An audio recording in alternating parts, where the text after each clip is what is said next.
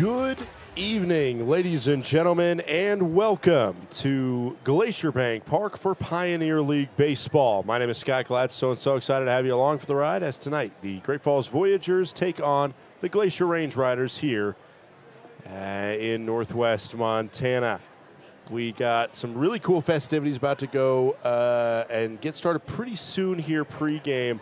But basically, I'll tell you, last night was a game affected, like tonight, by the weather. We had an hour delay to start, which is what it looks like about we're going to have to start this one. And then it turned into a shortened game thanks to lightning finishing it off. And since we were in the top of the 8th inning, the score had to be reverted to what it was at the end of the 7th inning, which means a 10-3 final at Glacier Bank Park. We'll take a quick break. When we come back, we will get the starting lineups for you, as well as the national anthem, including a color guard and drums here at Glacier Bank Park. So don't touch that dial. We'll be right back. Glacier Bank Park is just so beautiful. The absolutely stunning views, the facility that we have, we're just very fortunate. This is a place where people can gather throughout the community. The location of the park itself is centrally located within the valley, and as such, it keeps everybody coming from all the different municipalities throughout the valley, and really it's just a hub for the community to meet. My favorite thing about coming to the ball field is seeing old friends, seeing the beautiful complex, and the staff, how friendly they are. They greet us with friendliness, and the seats are awesome. We also get to connect with folks as far away as Boston that are here on vacation that actually want to come to a ballpark because I talk them into it because that's how special it is. So we come to socialize. We love our group and we just have a really good time. Of course, we like watching the game too. And we like to win.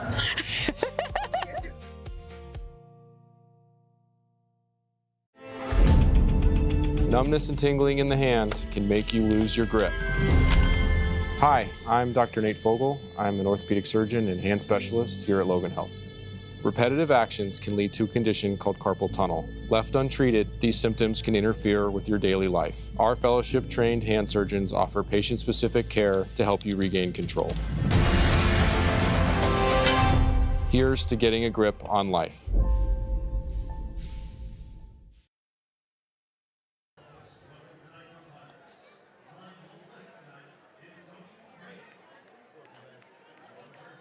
Welcome back in. Scott Gladstone here with you as we should meet the starting lineups from both sides. Let's start it off with the visiting squad, which is the let's start with the Glacier Range Riders, the home side. J.D. McLaughlin leads off while Logan Beard bats second in the lineup. Carson Garner is the number 3 batter and plays first base. Jake Millen will bat fourth and play in left field. Carson Hornig bats fifth. He is the designated hitter tonight. Jacob Steele returns to the starting lineup at shortstop. The bottom 3 is Ratfield, Rover, and Collins. Collins subbing in place of Ashworth, the usual right fielder for the Range Riders.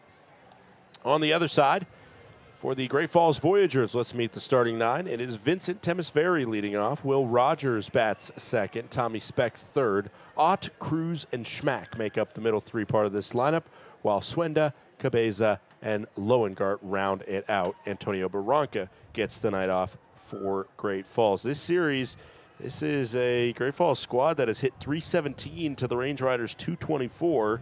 And so the Range Riders, who are averaging 6 runs a game to Great Falls' 7.5, certainly would love to get some rhythm going offensively. They got the first 2 wins of the series, but they were much more narrow than the 7-inning victory for the Voyagers.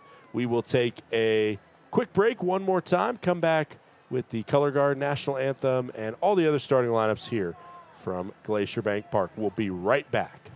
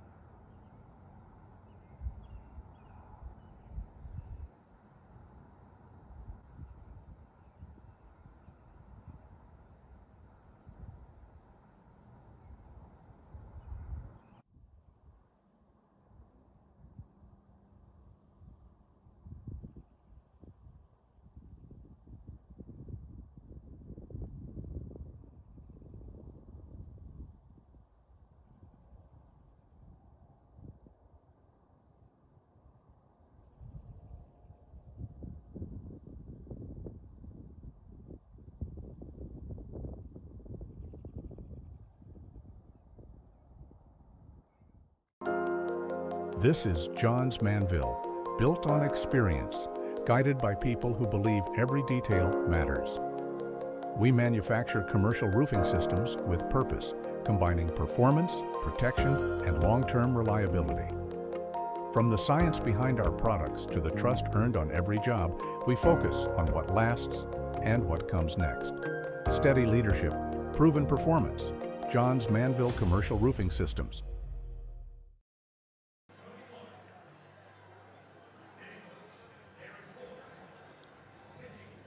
Welcome back in. Scott Gladstone here as we are just about to have the starting lineups for the Glacier Range Riders read out in stadium here. We already went over it with you, but of course I'll give a little bit of commentary as you see some of these guys make their way out onto the field.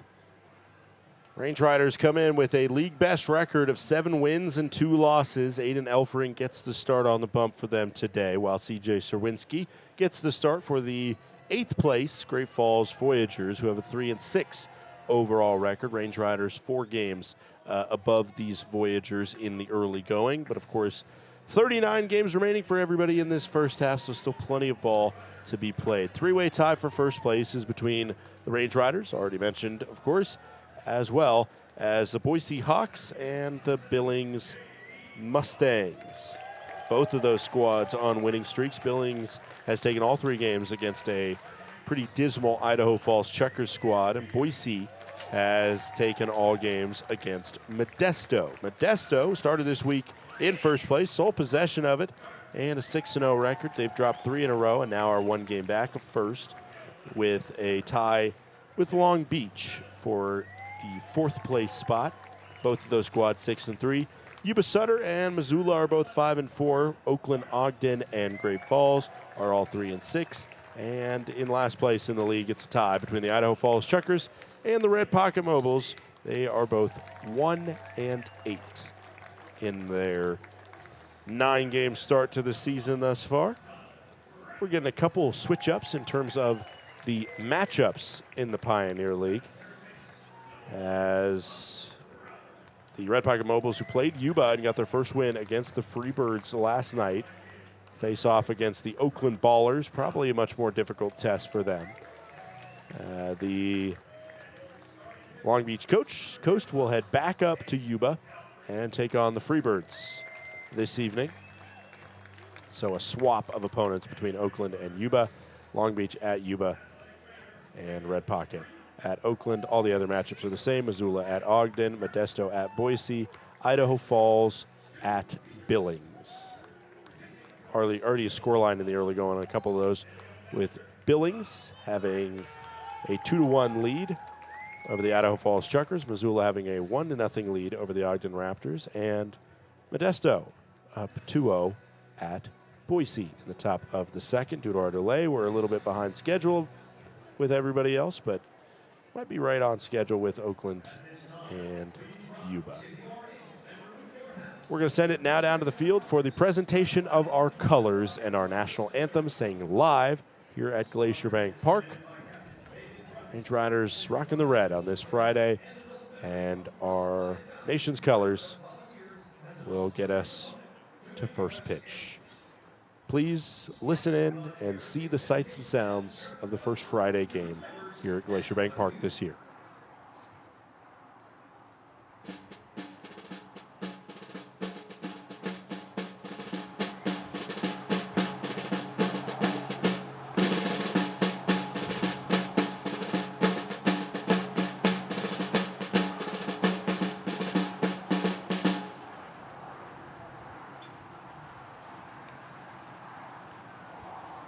Performing the anthem tonight is local sister duo, Wild and Heart, Cody and Madison Holmes, ages 8 and 10.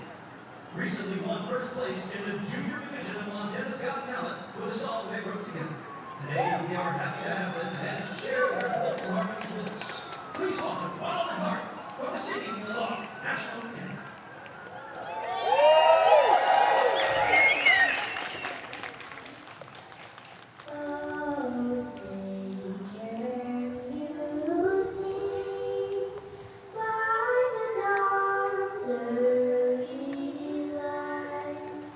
What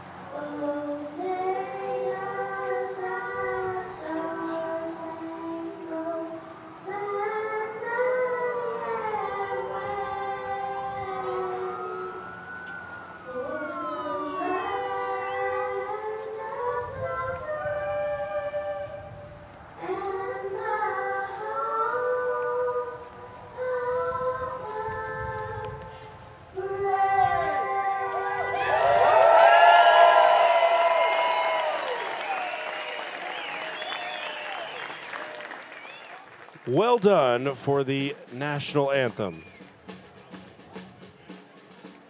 As we will continue to follow the colors off the field.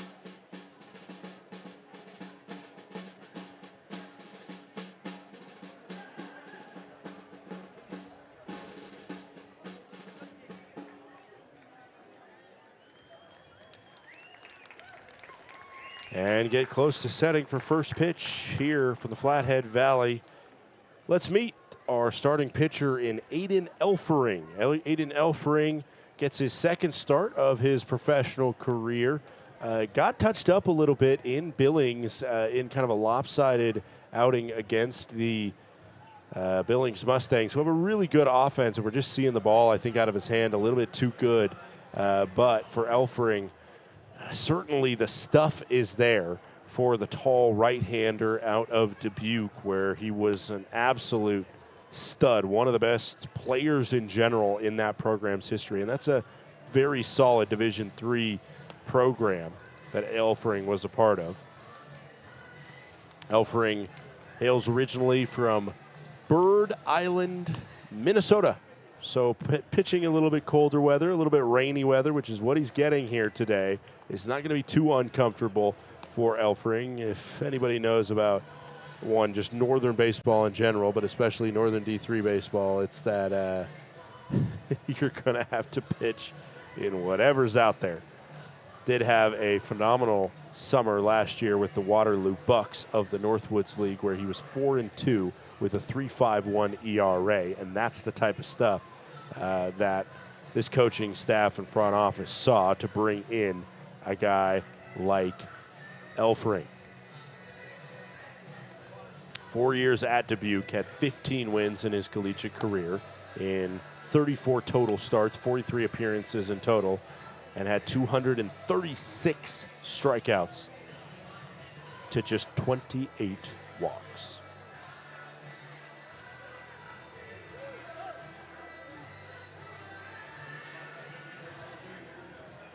Range Rider defense behind Elfering is Donovan Ratfield, the catcher. Rovers over at third, Steele at short, Logan Beard at second, Garner at first. The outfield from left to right is Millen, McLaughlin, and Collins. As we prepare for first pitch, in from Elfering, nearly exactly an hour late. It almost hits the batter. We are underway at 7:35 p.m., 69 degrees and scattered showers here in the Flathead Valley. Lightning has passed through. We're good to play. And it's 2-0 with that one missing down low.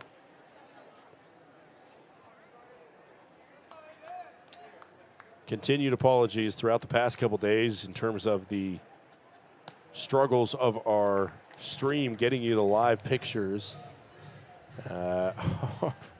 Our production crew, can't shout them out enough.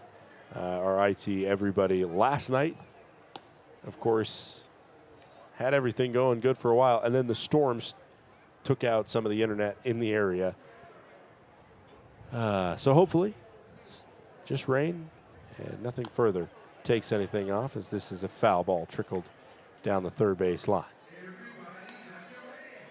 Vincent Semisferi, what a start it's been for him. He was the day one number 9 batter, but he has earned his spot right up the lineup with a .310 batting average. Also has 6 stolen bases. That one hit foul the other way, 92 fastball. Up and in there, good placement. We'll do 3 balls and 2 strikes once again. In from Elfering. Fouled off once again. For Elfering, the question is going to be finding that punch-out pitch. And you can see it. There are pitchers that are able to do it okay, that are not big power pitchers. But Elfering, he had more innings pitched than strikeouts in his collegiate career. He wasn't blowing it by guys. He was getting weak contact. Similar to that. Rover grabs it. Throw across is scooped up solidly for out number 1. Garner had to work a little bit over there on that one, but luckily the turf didn't play too many tricks. 1 gone, top of the first inning.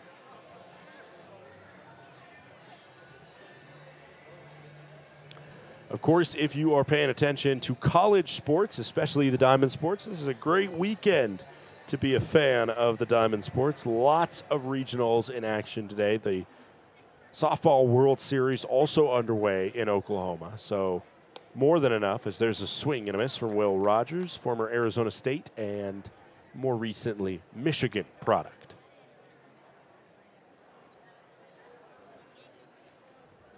Rogers, two-way player like Elfring at Dubuque, as this one down the right field line will have Drew Collins working over to it.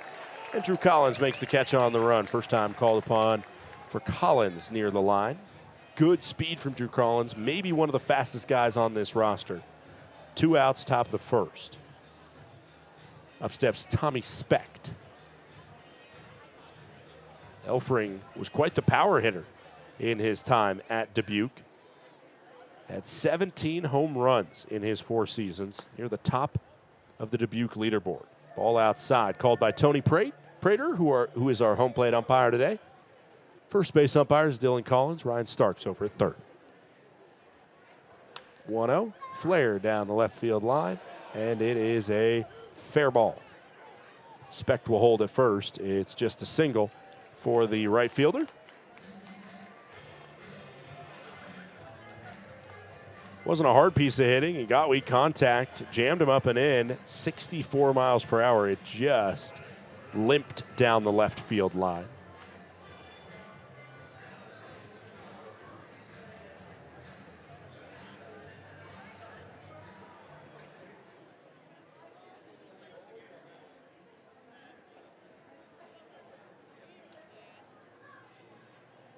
There's a swing and a miss from Ethan Ott, who steps to the plate.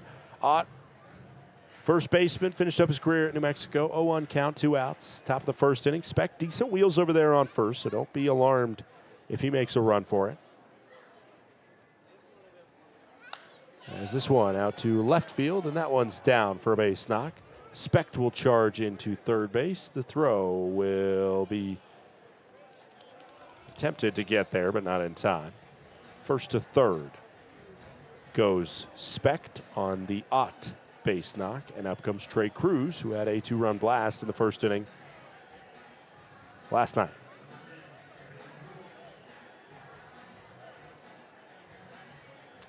Here's another look back at it. You see it just carrying there. And Specht going first to third. It was a shaky toss in there, and Rover just happened to pin it down.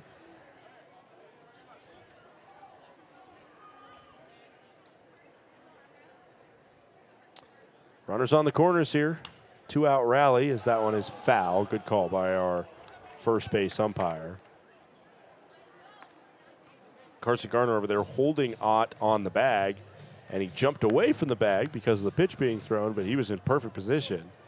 And honestly, maybe if he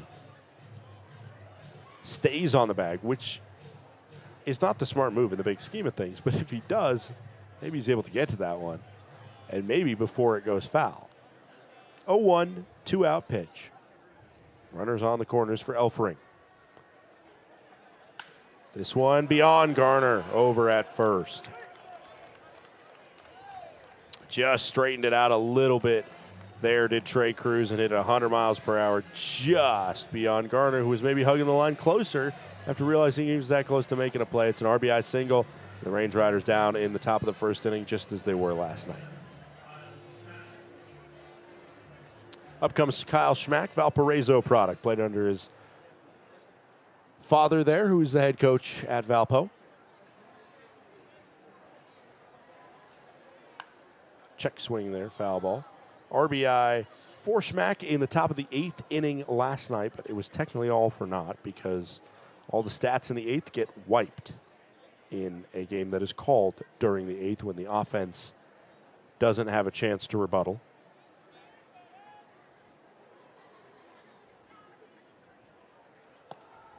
Called strike. The count goes to 0-2 on Schmack. Reasoning for that, if you're wondering, is essentially if it comes down to run differential and one squad didn't get the bottom of their inning to counteract or counterbalance or a run differential that, you know, would have mattered, as that one is called a ball, then, you know, you don't want it to come down to that. That is typical standards that you go to the last completed inning. 1 ball, 2 strikes, 2 outs, runners on first and second for Schmack. Upstairs, 2 balls and 2 strikes.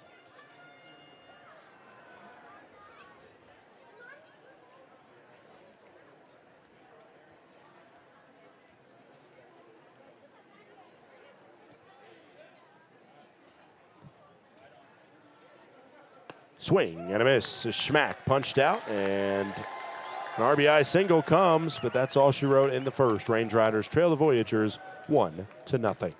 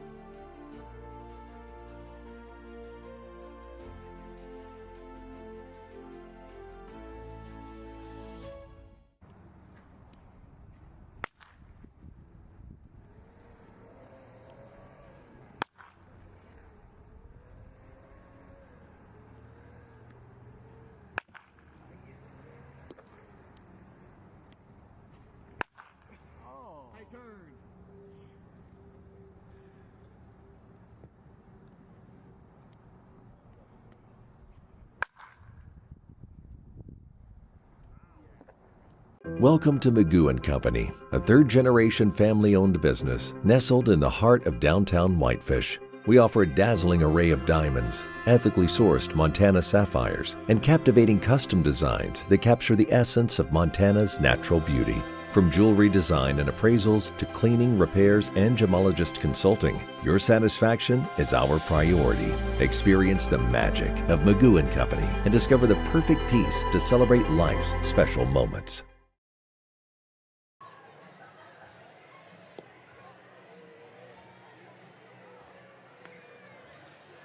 Welcome back here, bottom of the first inning. Range Riders trailing 1-0, and we'll see the first couple pitches here from C.J. Serwinski, who is a returning Voyager.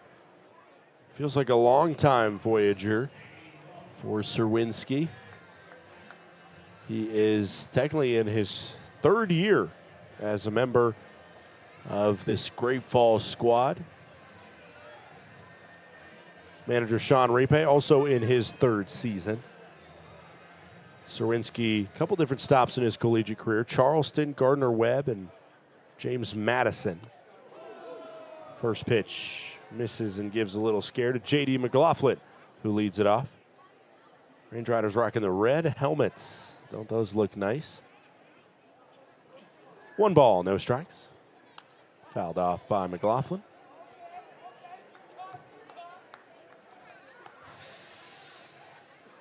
Gardner-Webb is where Serwinski finished his collegiate career. 3 wins, 3 losses, 6.55 ERA. There's a called strike in from Tony Prater. The count goes to 1-2. Last year had a 7.31 ERA, did Serwinski for Great Falls. As this one over towards first, where Ott is under it for out number 1. Just jammed him up there on the hands. Up comes Logan Beard now. This is a Range Riders offense that probably had their worst game of the season last night. A lot of strikeouts in the early going. And never really kind of found their rhythm. Looking to bounce back here against Serwinski, who on the season has an ERA of 14.4. Allowing 8 runs in 5 innings of work. That's the thing about Serwinski. He's had up and down appearances, but he usually gets outs. The 0-1 is fouled off. Count goes to 0-2. Only walked 4, but the opposing batting average against was .409. That was by that Idaho Falls Chucker squad, who only has 1 win on the season, which came on Sunday against Great Falls. Ball that goes all the way to the backstop. Count goes to 1-2. For Logan Beard, who's at the plate, hitting .372 on the season. 2 home runs, 12 RBIs for Beard. Foul scrape. And just in case that one straightened out, Beard was sprinting towards first. Can get a little topsy-turvy on the turf here.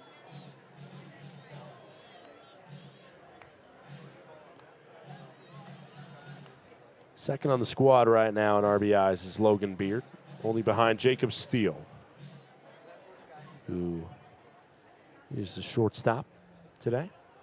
This one hit on the ground over in the hole where Trey Cruz got it in time. That one looked a lot closer than maybe it should have been. Cruz kind of took his time on that throw. Awkward placement on that grounder, and Beard flashed some wheels down the line, but it is a ground out. And Carson Garner steps to the plate. Like I mentioned earlier, regionals going on, NCAA tournament in baseball, and we've already had some really fun scorelines ripple through around the college baseball ranks, including #1 overall UCLA, as Serwinski nearly takes the face off of Garner, who has to launch himself out of the way of that one. It's slippery out there. There's some light rain coming down. Garner took a little exception to that.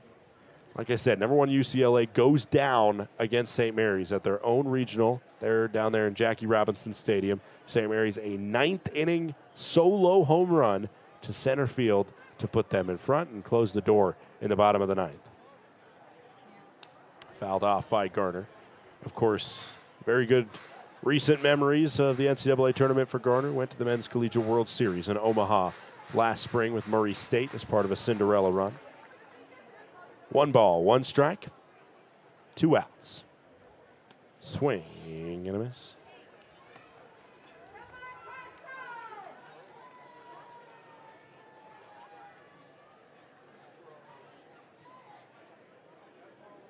They were the lone representative out of the Missouri Valley Conference last year. As a swing and a miss closes the first. We head to the bottom half of the frame. It's 1-0 Glacier Trails.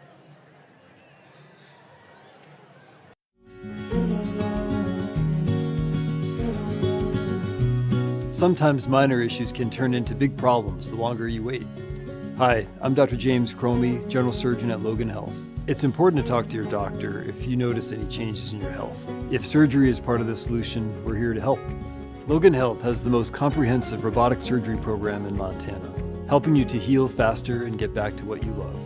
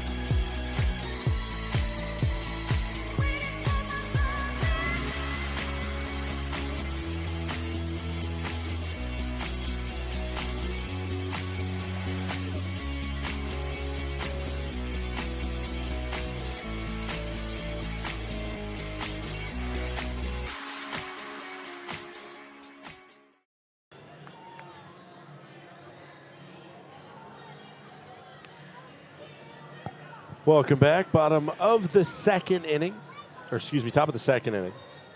Anthony Swenda, 7, 8, and 9 due up. After Swenda, it's Cabeza and Lowengar. So I said probably the most shocking scoreline out of the D1 baseball tournament, St. Mary's over UCLA, just because they were the #1 overall seed.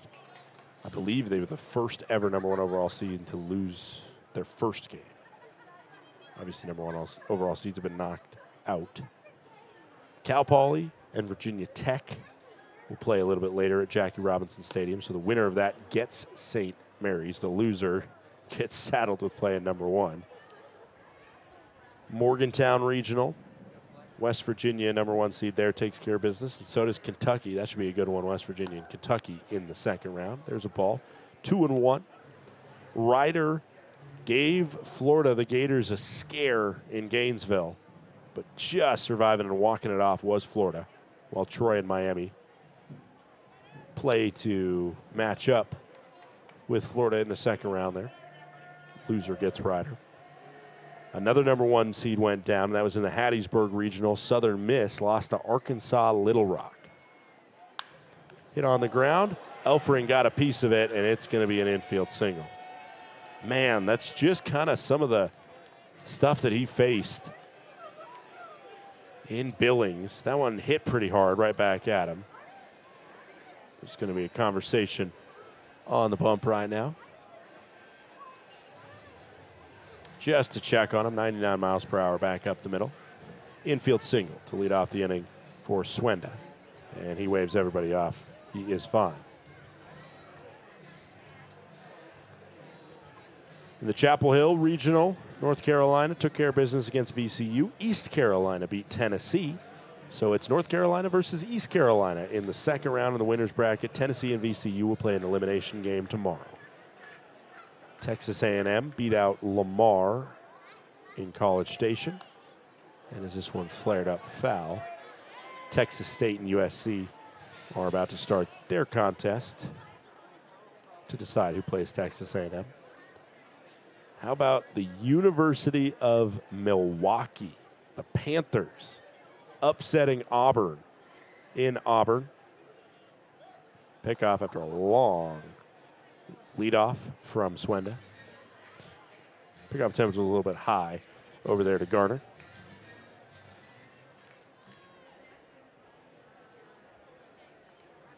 Still a pretty healthy lead by Swenda.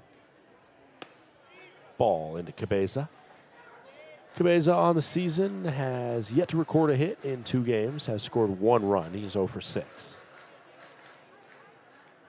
Milwaukee upsets Auburn, NC State, and UCF, the other games still to play. At the regional, ooh, that was a half-decent pickoff attempt, a lot closer than the first one, tagged just a little bit late. In Lincoln, Nebraska, the Cornhuskers took down South Dakota State. Arizona State and Ole Miss will play in the other one. Runners going. Called strike, and the throw just not handled by Beard. Swenda steals second. As that one, if it didn't skip in the turf, it looked like Swenda was dead to rights at second.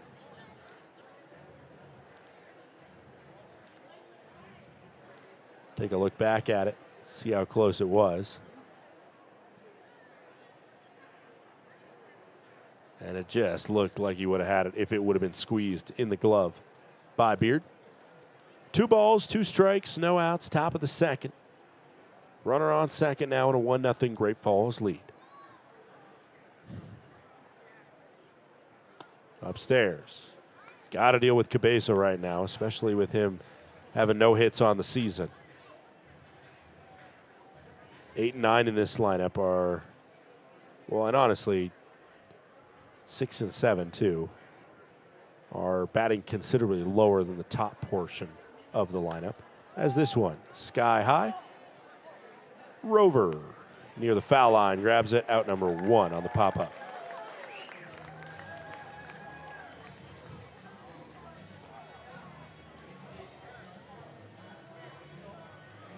And up steps Asaf Loengart.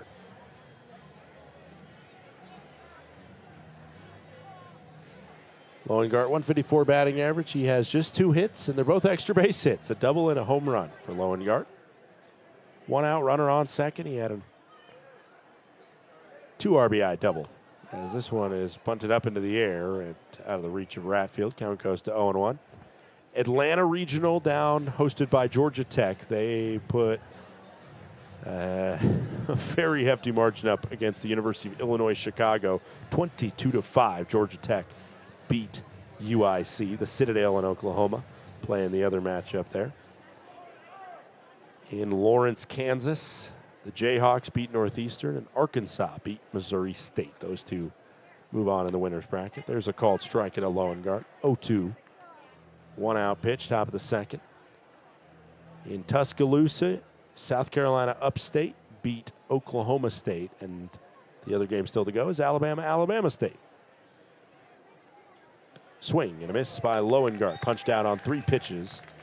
And we flip over the lineup card for the first time for Temis Ferry, the leadoff man. Down in Tallahassee, Florida State was upset 6-5 by the St. John's Red Storm. Number 4 seed moving on in the winner's bracket. Northern Illinois and Coastal Carolina still to play. In Austin, Texas took care of Holy Cross 19-1. And UC Santa Barbara and Tarleton State currently playing. This one hit towards first, and a wobbly one will likely go down as an error on Carson Garner, who couldn't handle it.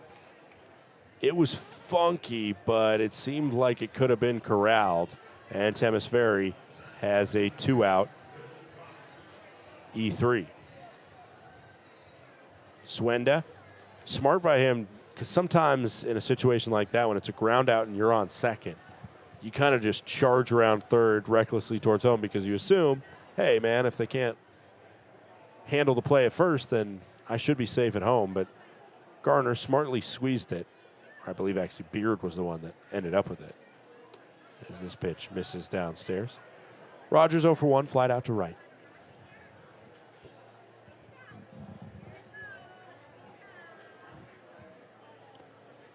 One 0, 2-out pitch, top of the second inning. Temis Ferry on first, Swenda on third. I'd be shocked if Temis Ferry didn't go sometime soon here, considering the fact that runners on the corner is always a good time to run, especially when you got the speed that Temis Ferry has.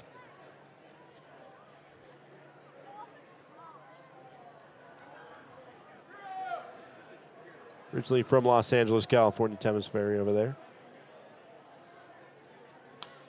As this one popped up down the right field line.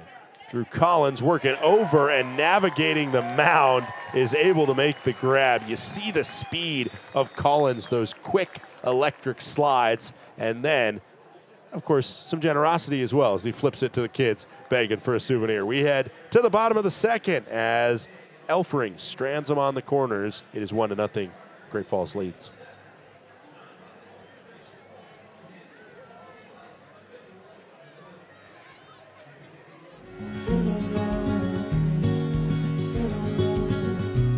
Sometimes minor issues can turn into big problems the longer you wait. Hi, I'm Dr. James Cromie, General Surgeon at Logan Health. It's important to talk to your doctor if you notice any changes in your health. If surgery is part of the solution, we're here to help. Logan Health has the most comprehensive robotic surgery program in Montana, helping you to heal faster and get back to what you love.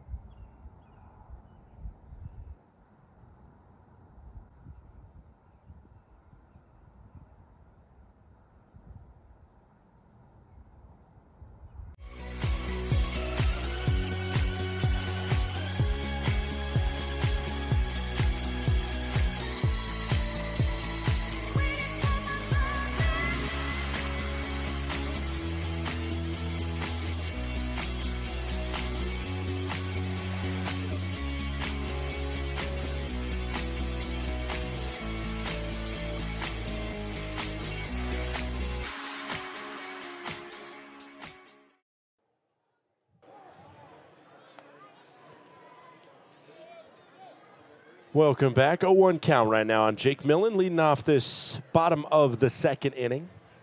4, 5, and 6 due up, and now it's 0-2 on the Range Rider left fielder today. First base and left field is where we see Jake Millen at. First base last night, left field tonight. Fouled off. 2-run blast off the right field foul pole for Jake Millen.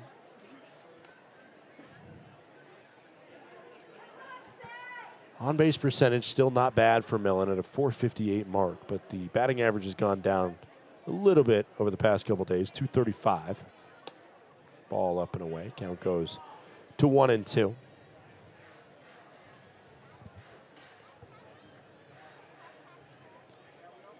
No outs, bottom of the second inning. That one downstairs. Count goes to 2-2. Range Riders, kind of an uncharacteristically short offensive inning in the bottom of the first. A rare 1-2-3 inning, which in general, because somebody at least entices a walk every once in a while. But also, Serwinski only had to throw 13 pitches. This one hit hard towards first, and the turf a little bit more kind to Ott, who was able to field out one of his feet and tap the bag himself for out number 1. Hard hit by Millen to the tune of 94 miles per hour, but just put it right at the Great Falls first baseman. Carson Horning now steps in. Horning, 300 batting average and a called strike. Count goes to 0-1. A few more updates from the NCAA tournament for baseball fans out there. How about the Pac-12 regional in Eugene, Oregon, as the count goes to 1-1. You got Oregon State, who qualified as an independent, which they compete in as baseball. Every other sport, they're in the WCC. As there's a swing and a miss from Horning. Count goes to 1-2. They're the number 2 seed. Washington State, who does compete in the WCC in everything and baseball. Or actually, they compete in the Mountain West. Correct that. They were in the Mountain West in baseball.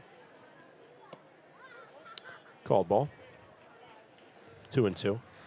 And Washington State got the upset over Oregon State to the tune of a 3-2 victory.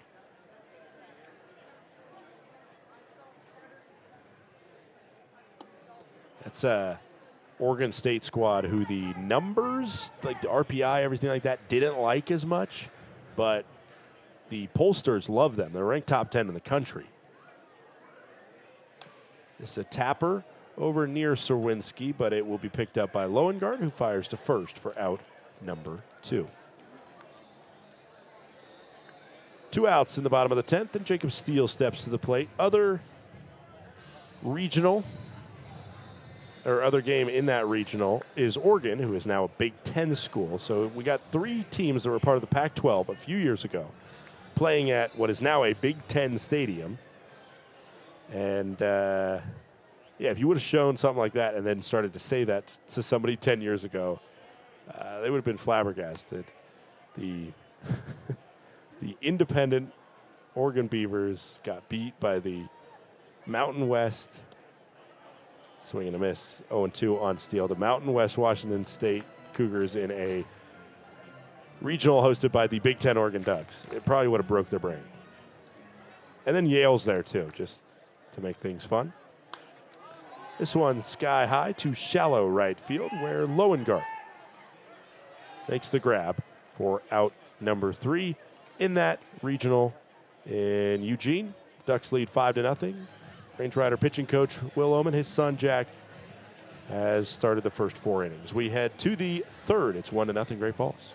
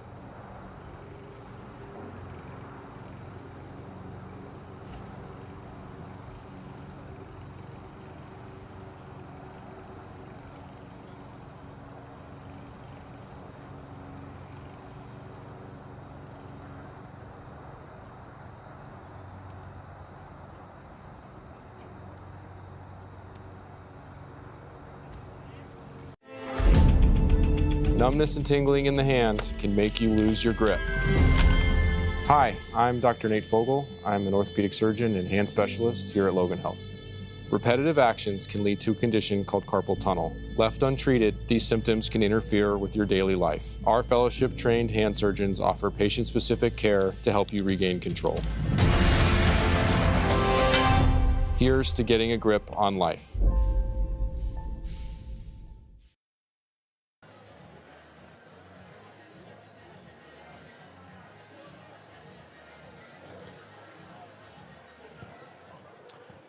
Welcome back here. It is the top of the third inning of play. As this one carrying out to right field. Collins a few steps back and a few steps forward, and a catch made for out number one.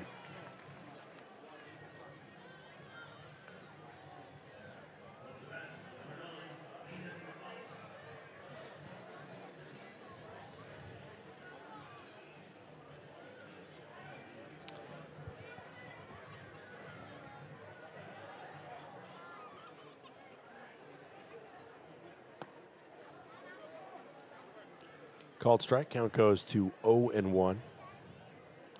This is Ethan Ott at the plate. Ott a single into left. His first time up. This one towards short. Jacob Steele vacuums it up and fires to first. Much more efficient inning right now from Elfring than the first two, which was an adventurous first that ended up getting out of anything further. And then last inning, it was an error late that had runners on the corners with 2 outs, but a fly out on a long run from Drew Collins in foul territory got him out of any danger. Trey Cruz, the RBI single into right field, and the difference in this contest right now, there's a called strike. Splash in the lower inside corner, actually just lower corner, 93 on the gun from Elfring. 0-1 count, 2 outs, top of the third.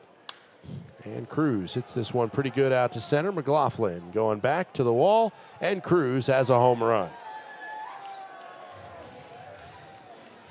407 feet from Cruz, 104 off his bat on a pitch that was delivered pretty close to middle there from Elfring. Second home run in as many days for Trey Cruz, who batting average was pretty slow to start the year, but now is, again, homered in 2 straight games. That was his second home run of the season, and is feeling a little bit better. He's brought in both runs today.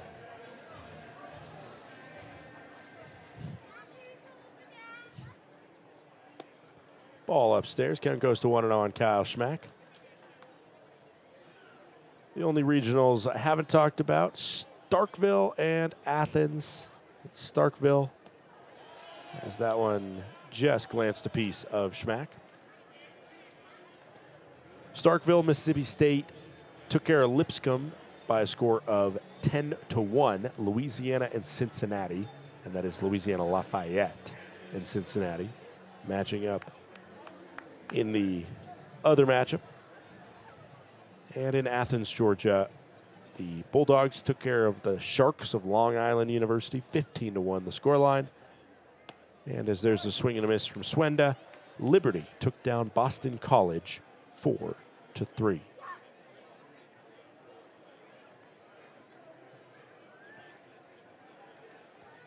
A 1 pitch. Check swing. Back to Elfring, who will field and flip to first for out number 3. Schmack with a 2-out HBP, and Cruz with his second home run of the season, 2-0 Voyagers, as we head to the bottom half of the third.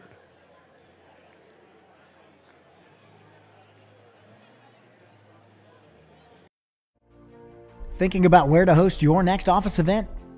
Book the indoor event space at Glacier Bank Park. With a capacity up to 145 people, our indoor event space is a flexible, year-round venue ideal for accommodating receptions, conferences, and holiday parties. The spacious layout boasts impressive stadium and mountain views, providing the perfect setting for guests to mingle, network, and celebrate. Book your office party today at glacierbankpark.com.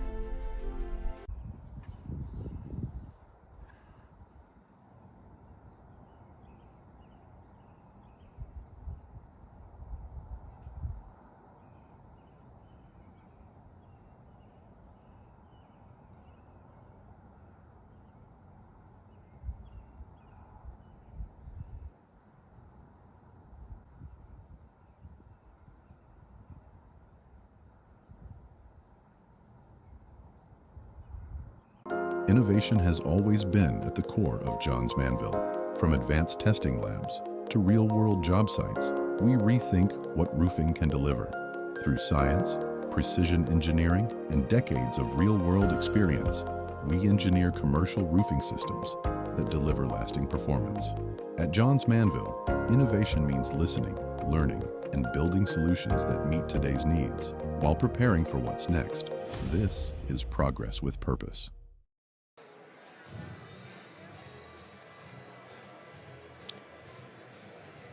It's been 6 up, 6 down thus far by C.J. Serwinski. As up to the plate steps Donovan Ratfield. After the day off yesterday, Ratfield a .462 batting average. If there's anybody who starts some offense, certainly could be Rat as the first pitch misses inside. Serwinski, 2 years to start his collegiate career in the Colonial Athletic Association. I believe now it's called the Coastal Athletic Association, as their count goes to 1-1. He played for the College of Charleston there. Transferred and played 2 years for James Madison, first in the CAA, and then their second year he was with them. They were in the Sun Belt. And then in the Big South with Gardner Webb. Serwinski has been all over the place. Most consistent squad really through his collegiate days was his summer collegiate team, where he played 3 summers in the Coastal Plains League with the Lexington County Blowfish. Count goes to 3-1. Coastal Plain League is where the Savannah Bananas played when they were a summer collegiate team. As a foul ball makes it 3-2 before deciding to split off and obviously do their own thing. 3 balls, 2 strikes, no outs. Bottom of the 3rd inning. Swing and a miss. Serwinski turns down Ratfield, and there's 1 gone in the bottom of the 3rd. Over those 5 collegiate seasons for Serwinski, he had a cumulative 6.91 ERA, 125 strikeouts in 127 2/3 innings, 50 walks in that time. Tommy Rover to the plate, and Rover sees a ball. Count goes to 1-0.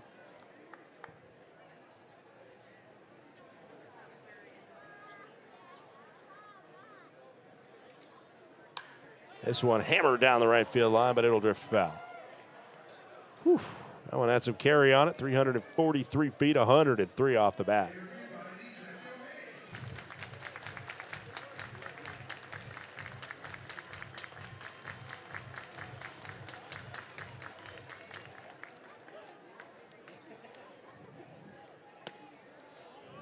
Call the ball.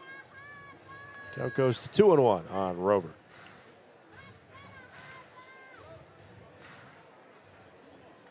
Rover on the season batting .216. 2 ball, 1 strike pitch. And that one went off the end of the bat. A foul ball. Count goes to 2-2.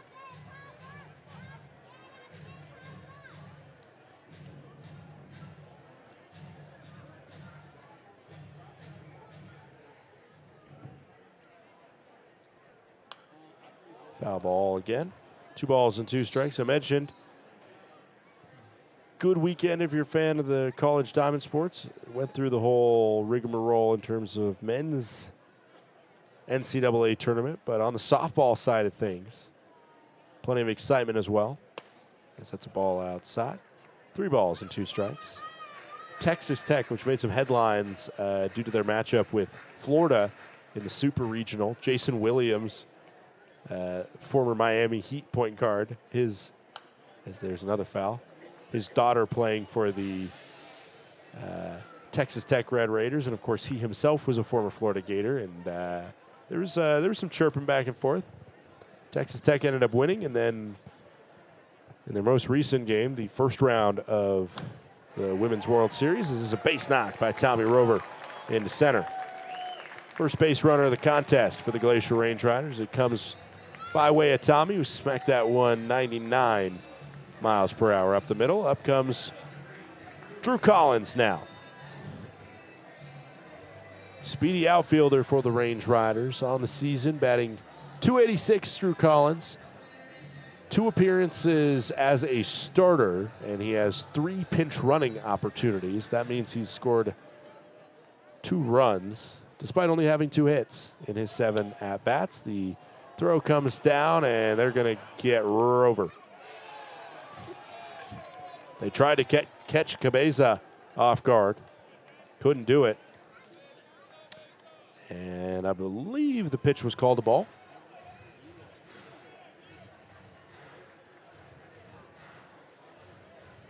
Whatever it is, now there's 2 outs, and the only base runner of the game is erased. There's a strike. Tommy Rover doesn't have poor speed, but just doesn't necessarily run a lot. That was the first stolen base attempt I believe I've seen from him, as Collins fouls that one off. 1 ball, 2 strikes, 2 outs, bottom of the 3rd inning into Collins, as Serwinski tries to go 9 up, 9 down.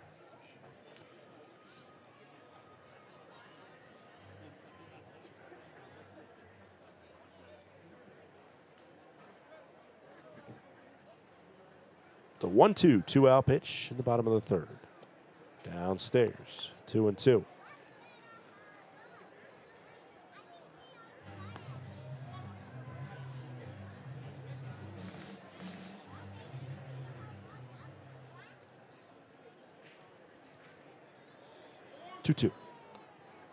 Misses in. Other first-round scores from the action yesterday in Oklahoma on the softball side of things. Tennessee beat Texas, who's the defending national champions. Alabama beat UCLA, and Nebraska beat Arkansas. 3-2 pitch in, fouled off by Collins. And the only scoreline from today is the defending champs stay alive Texas. They knock out Mississippi State from the Women's College World Series. Mississippi State was the Cinderella. As this one's a tapper over towards first. Going to be kind of awkward here as Collins just can't make it in time. Ott taps the bag himself for out number 3. We head to the 4th. It is Range Riders 0, Great Falls 2.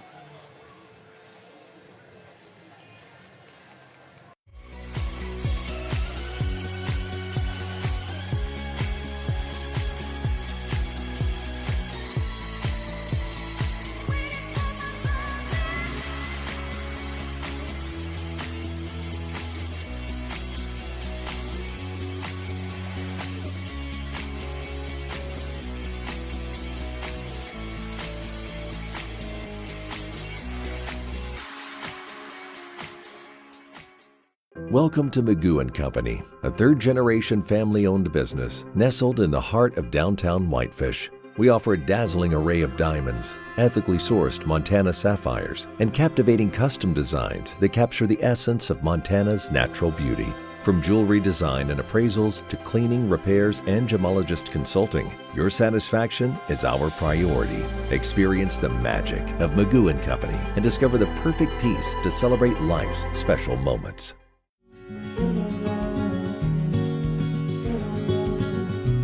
Sometimes minor issues can turn into big problems the longer you wait. Hi, I'm Dr. James Cromie, General Surgeon at Logan Health.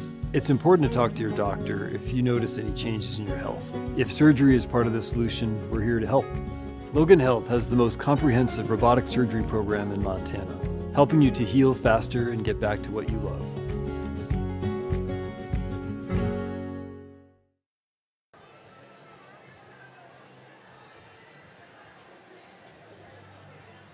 Welcome back. Top of the 4th inning. Sebastian Cabeza leads us off here. Cabeza, catcher, caught a runner stealing for the Range Riders and fouls off the first pitch from Elfering, who other than Trey Cruz getting the better of him for a couple hits in key moments, obviously the RBI single in the first and the home run last frame, he has stayed on the positive side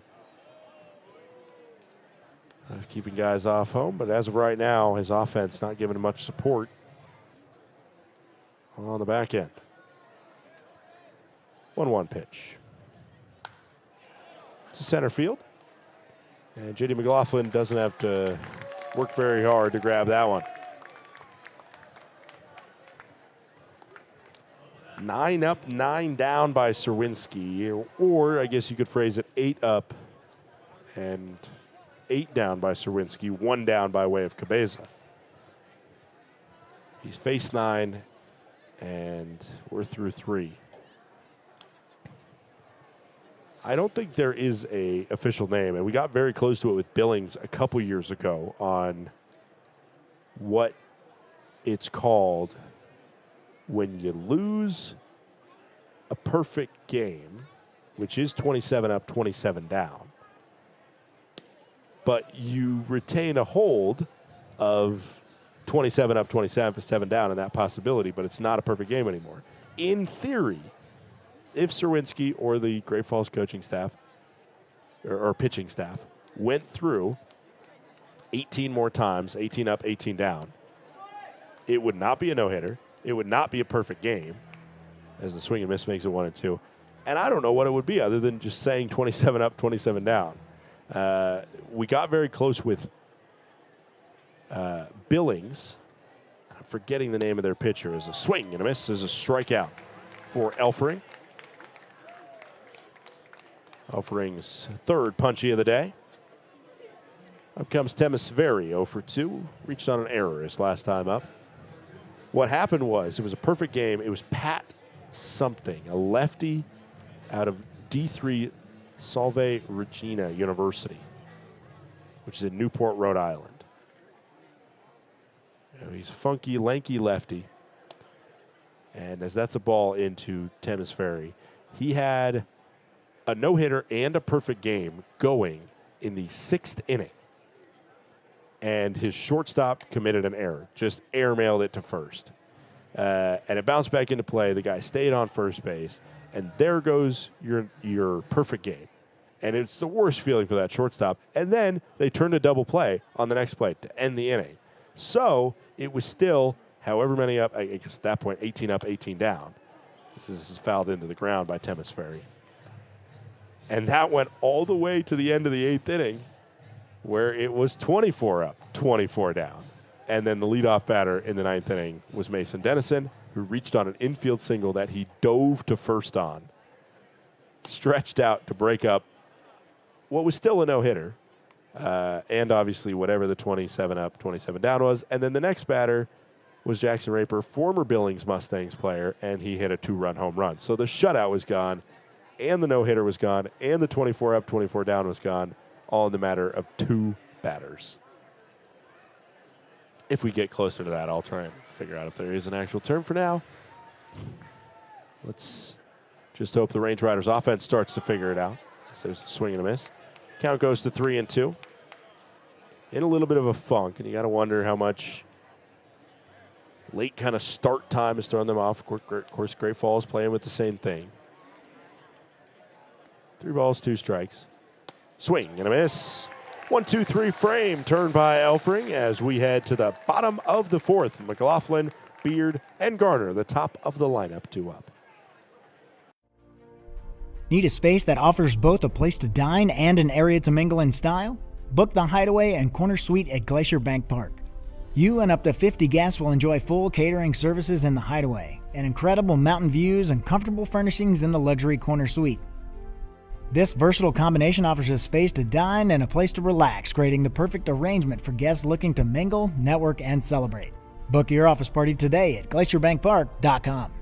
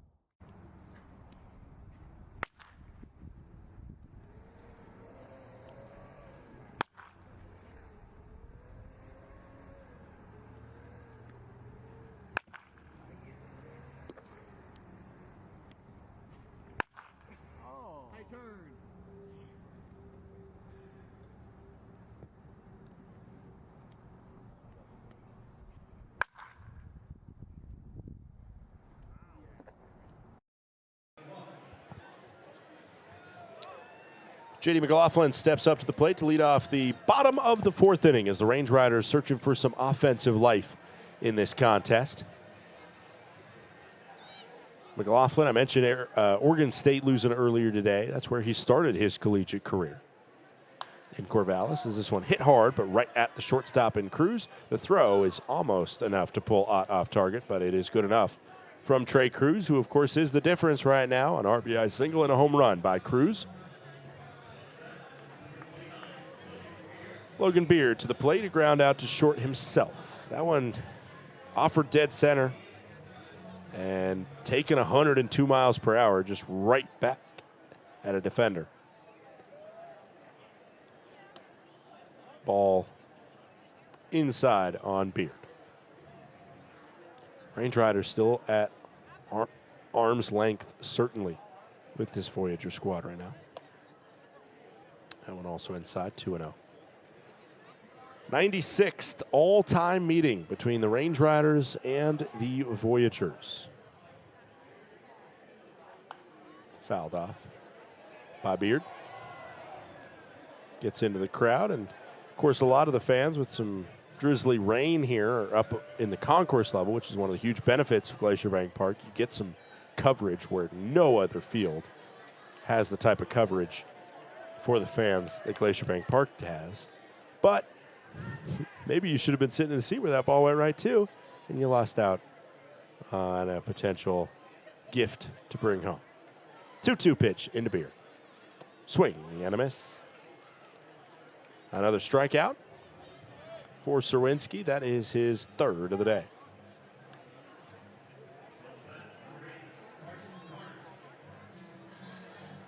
Carson Garner has one of those 3 strikeouts. He struck out swinging.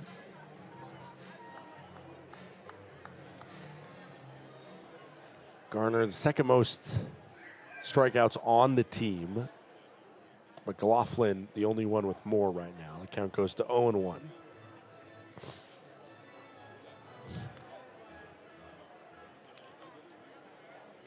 Serwinski, 56 pitches. This is his 57th, and it misses low and away. 1 ball and 1 strike.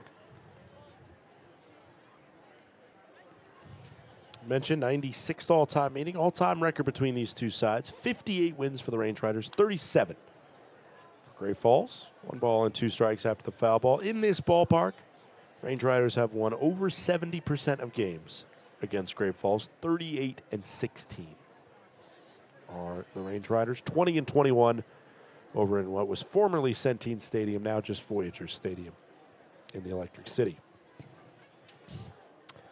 Bouncing in, nowhere near. Count goes to 2-2.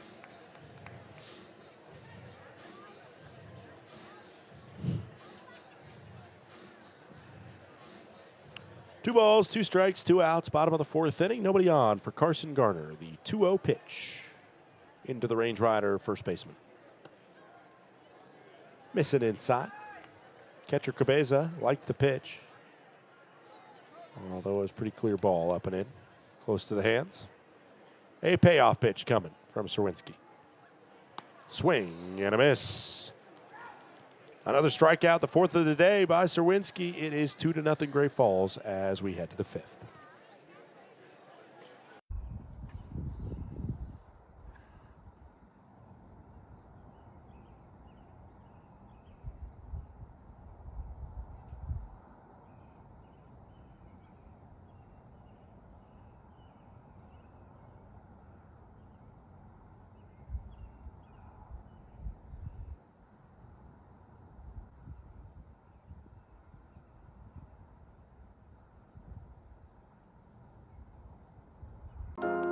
At Johns Manville, it's always been about people, the people who design the systems, the people who build them, and the people who depend on them to perform every day.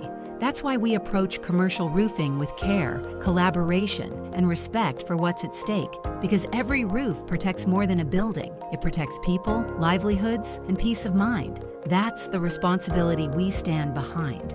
Johns Manville Commercial Roofing Systems.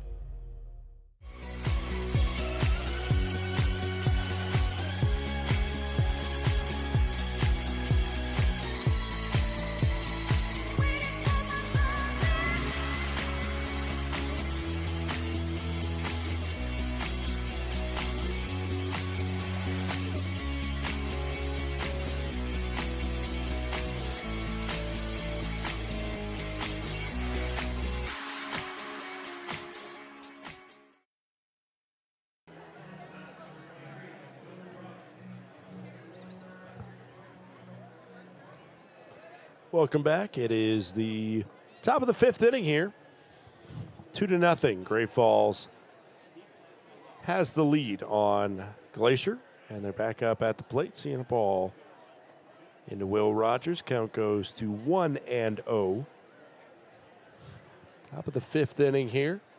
Thanks for tuning in.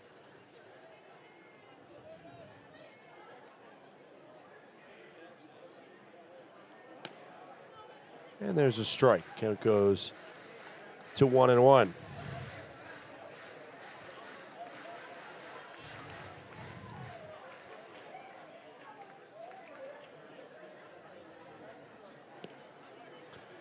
Ball up and in. 2 balls and 1 strike.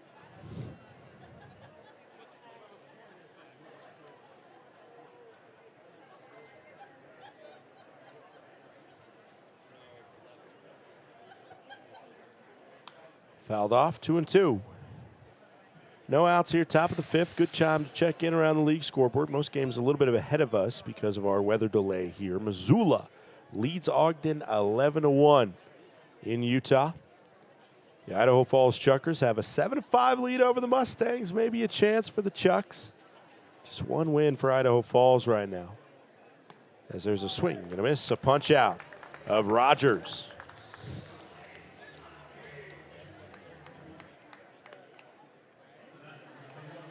One gone.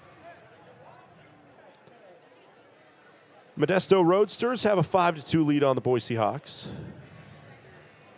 Long Beach up 7-0 on Yuba Sutter, and the Mobiles and the Ballers tied at 2. First pitch just below the bottom of the zone. Into Tommy Specht. Specht flied out to right. His last time up. Does have a single as well, though. That one also just downstairs, 2-0.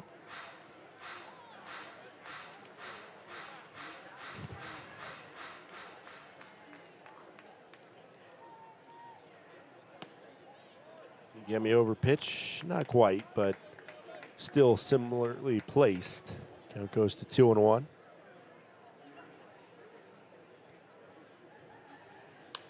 As this one flared into shallow center. Calling a fair catch. And making the grab is Jacob Steele.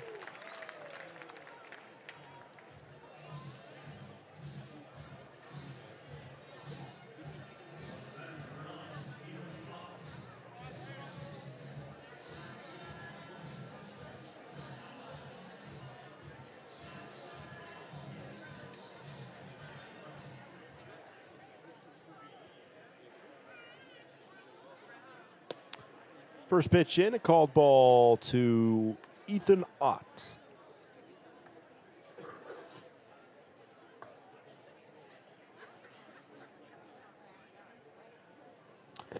Second one will miss outside. Count goes to 2-0.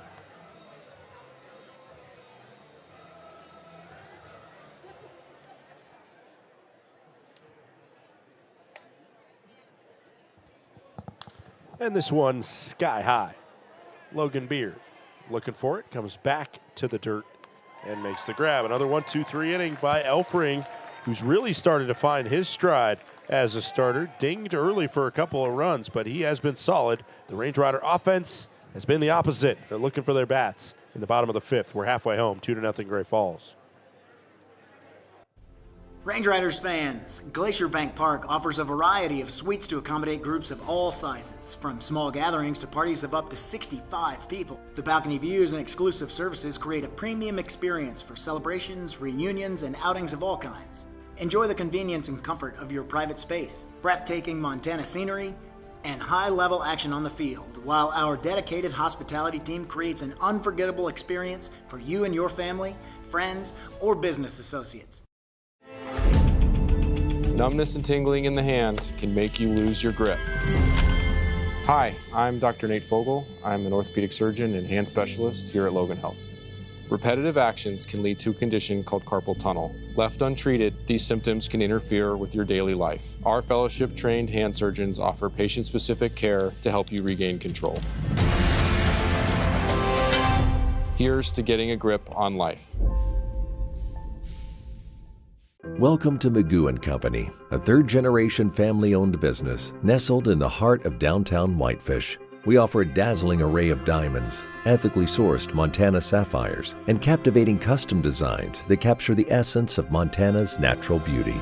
From jewelry design and appraisals to cleaning, repairs, and gemologist consulting, your satisfaction is our priority. Experience the magic of Magoo & Company and discover the perfect piece to celebrate life's special moments.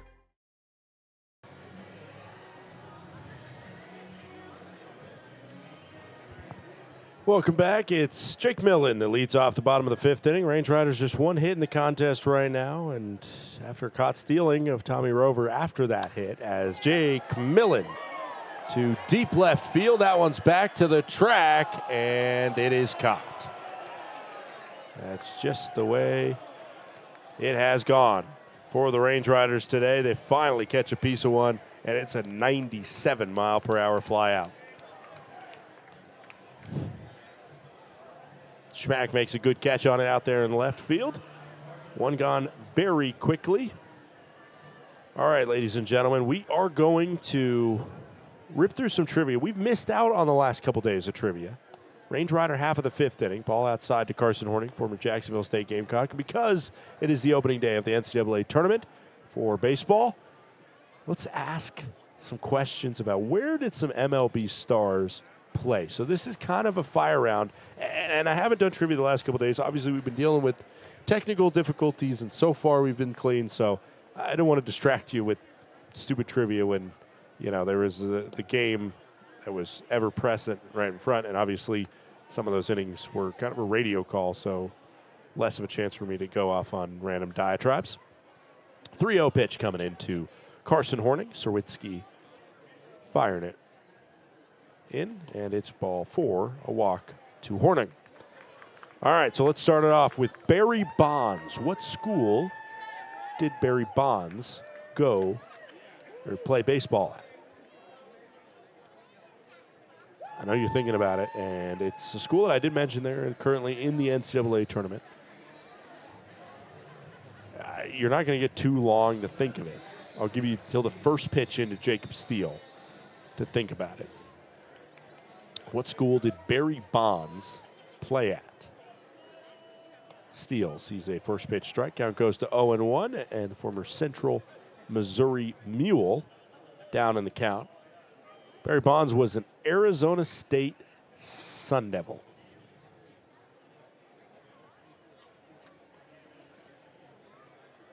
There's a ball outside. Count goes to 1-1. All right, now we're going to get trickier because I think I knew that one off the top of my head. I did not know this one, I don't think. What school did Todd Helton play at? As that one skips in the dirt. It's an SEC school. Todd Helton.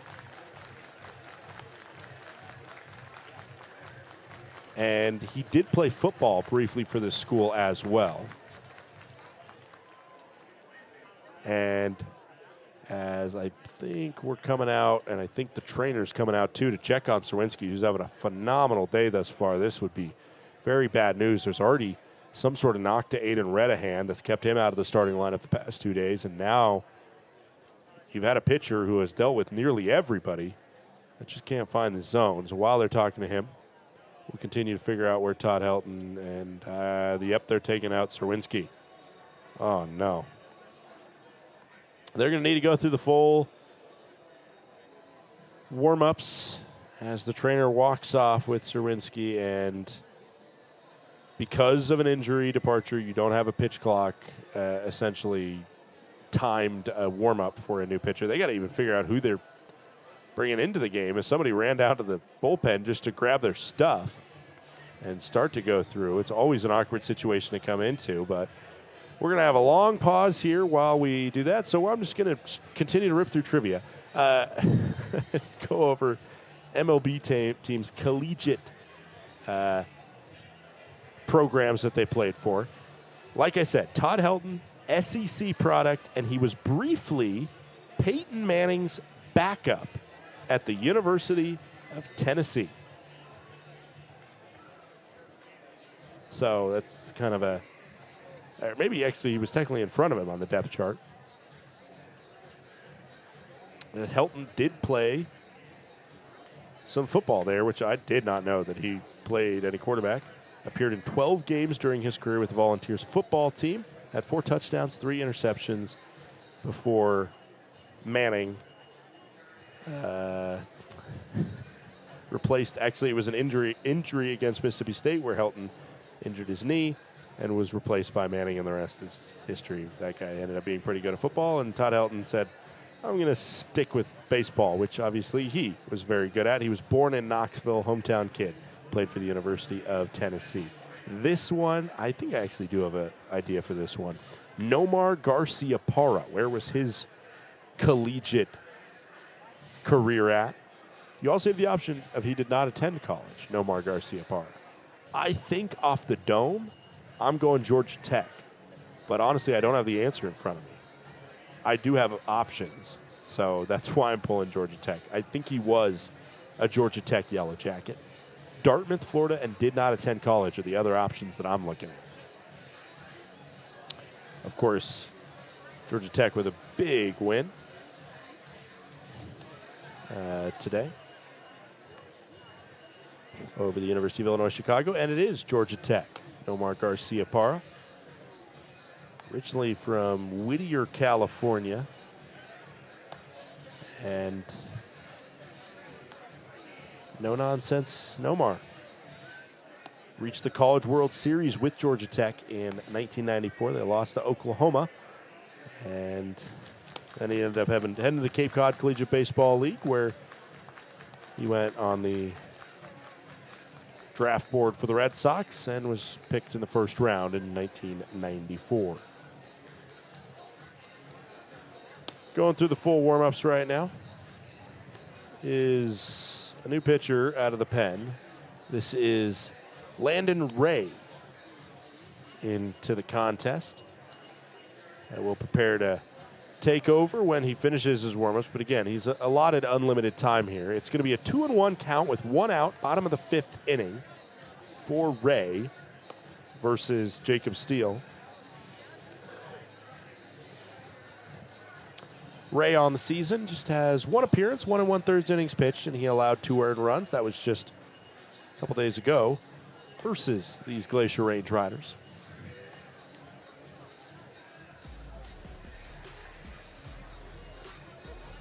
Another check-in around the league scoreboard. Missoula is opening it up again on Ogden. It's 15-1. Idaho Falls holds a slim lead over Billings. That is one of 3 teams that is in a tie for first place in the PBL, the Billings Mustangs, and they're losing by 3 right now. The Range Riders, of course, another one, losing by 2 here in the bottom of the 5th. And Boise, the other one, is losing by 3 in the top of the 6th. So all first-place teams are trailing by a few runs. Range Riders are actually the closest first-place team right now. Long Beach up 7-3 on the Freebirds, and Red Pocket and Oakland still at 2-2 on the scoreboard. Continue this trivia here in the bottom of the 5th inning. Let's bring up another player, and let's go a little throwback. Career ended not too long ago, but what school did Kurt Schilling attend? Kurt Schilling.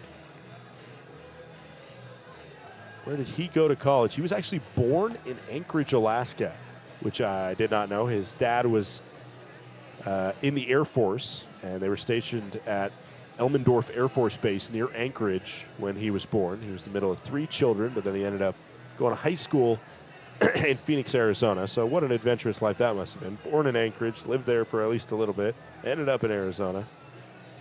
And the place where he attended college, this is a pull, if you know this one, was Yavapai Junior College in Arizona. That's where Kurt Schilling went to college. Give you one more as we try and kill off this warm-up time for Landon Ray on the bump. As he replaces Serwinski, who left due to an apparent injury in the bottom of the 5th here. And we'll check on Craig Biggio. Where did Craig Biggio go to college? Of course, I'm asking this all in celebration of the opening day of regional baseball in the Men's Collegiate World Series at the D1 level. Craig Biggio, I got some options. It doesn't help me. Seton Hall, Boston College, Georgetown, or Hartford. Pretty good schools. As Biggio was born in Smithtown, New York, graduated in high school in Kings Park, New York, and he turned down some football scholarships, Craig Biggio did, after he was awarded the best football player in Suffolk County as a senior. Turned down some football scholarships and chose to play college baseball at Seton Hall. He was a Pirate at Seton Hall, Craig Biggio. And originally was a catcher, if you didn't know that.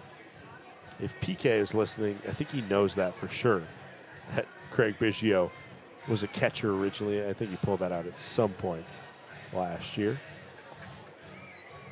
And the final trivia question as the warm-ups continue for Ray, which again, take your time, Landon Ray. You were not expecting to come into this contest right now.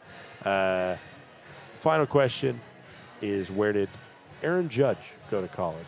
This is always a fun one. Some West Coast representation and small college representation as well. As Aaron Judge, imagine being the 6'7",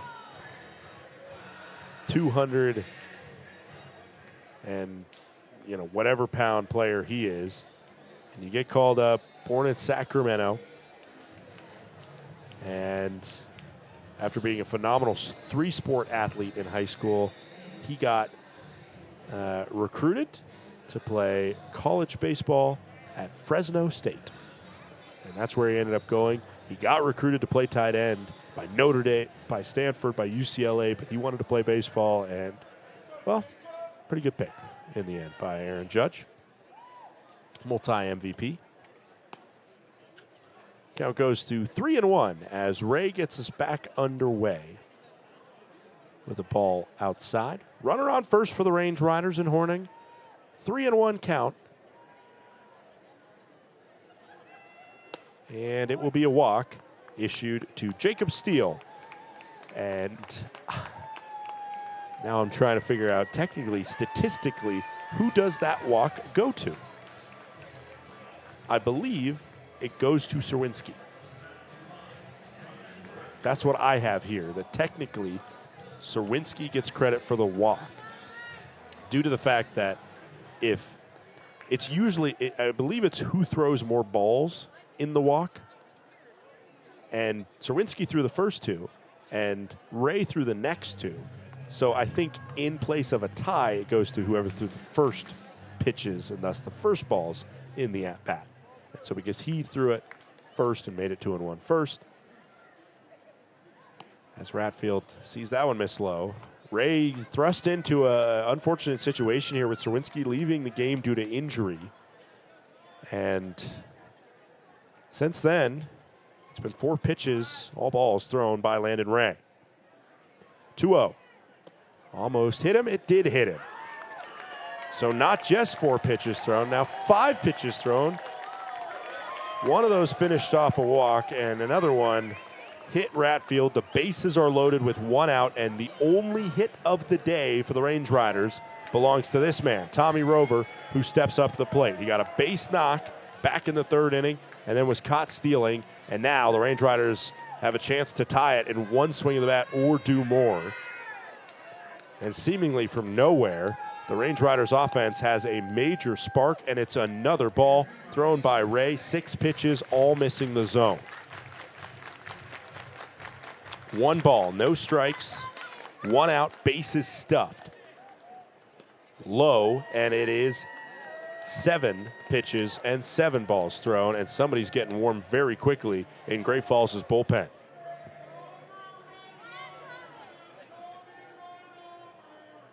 2 balls, no strikes, 1 out, and finally a strike planted by Ray.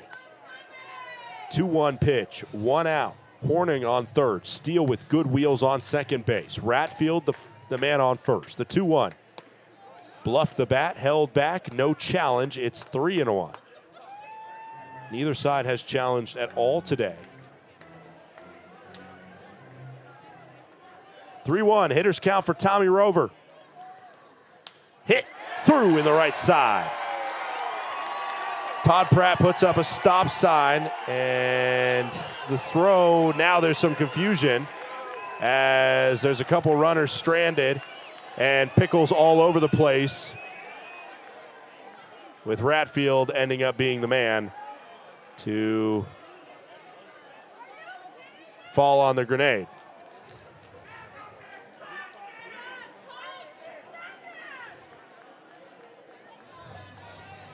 Throw that came home from Specht was a little bit offline. It would have been interesting to see how close that play would have been. It's an RBI knock by Tommy Rover. That's the main headline in that one, who hit it hard into left field, right field, 99 miles per hour off the bat. Horning scored easily, and because he hit it so hard, it was kind of a late stop sign put up. And this one's through up the middle. Drew Collins has an RBI single. Green light to send Rover home and give 2 runs to the Range Riders. They take the lead here in the bottom of the 5th. Drew Collins comes through clutch.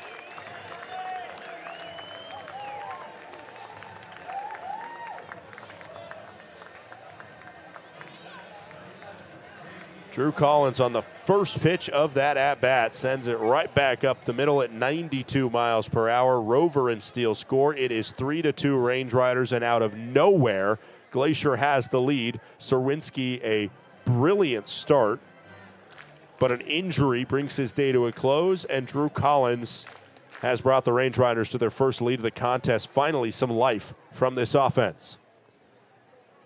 And now Collins is running to second. He's going to have an easy steal. The speedy outfielder shows what he can do as a ball missed down low, and Ray was more prioritized with trying to get a good pitch to the zone. He got neither. Couldn't get the runner, couldn't get a strike. It's 2-0 for J.D. McLaughlin with 2 outs. And now Collins in scoring position. You got to think a base knock would score him with how quick he can be. That's a called ball. And the count goes to 3-0. McLaughlin 0 for 2 with a fly out and a ground out. The 3-0 pitch. Gets the green light on 3-0. Hits it hard to the shortstop in Cruz at 102 miles per hour. But Cruz fires to first on target and in time for out number 3. Range Riders take the lead off the 2-run single by Drew Collins, and we head to the 6th. Range Riders up 1.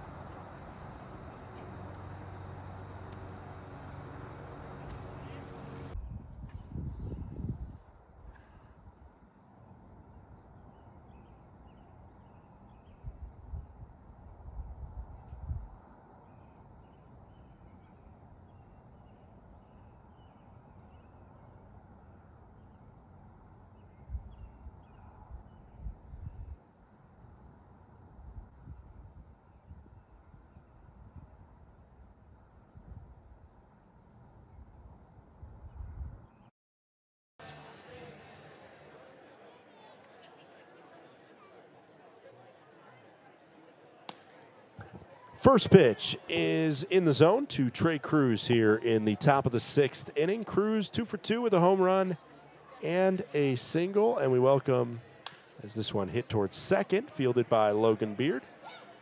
Throw to first is good for a 4-3 ground out. Maybe a good luck charm here in the booth with us. It is Lauren Hill, our in-stadium host and sideline reporter. Lauren, how are we doing? I'm doing great. You know, we just took the win, or the lead. And knock on wood, no win yet. Knock on wood, my bad.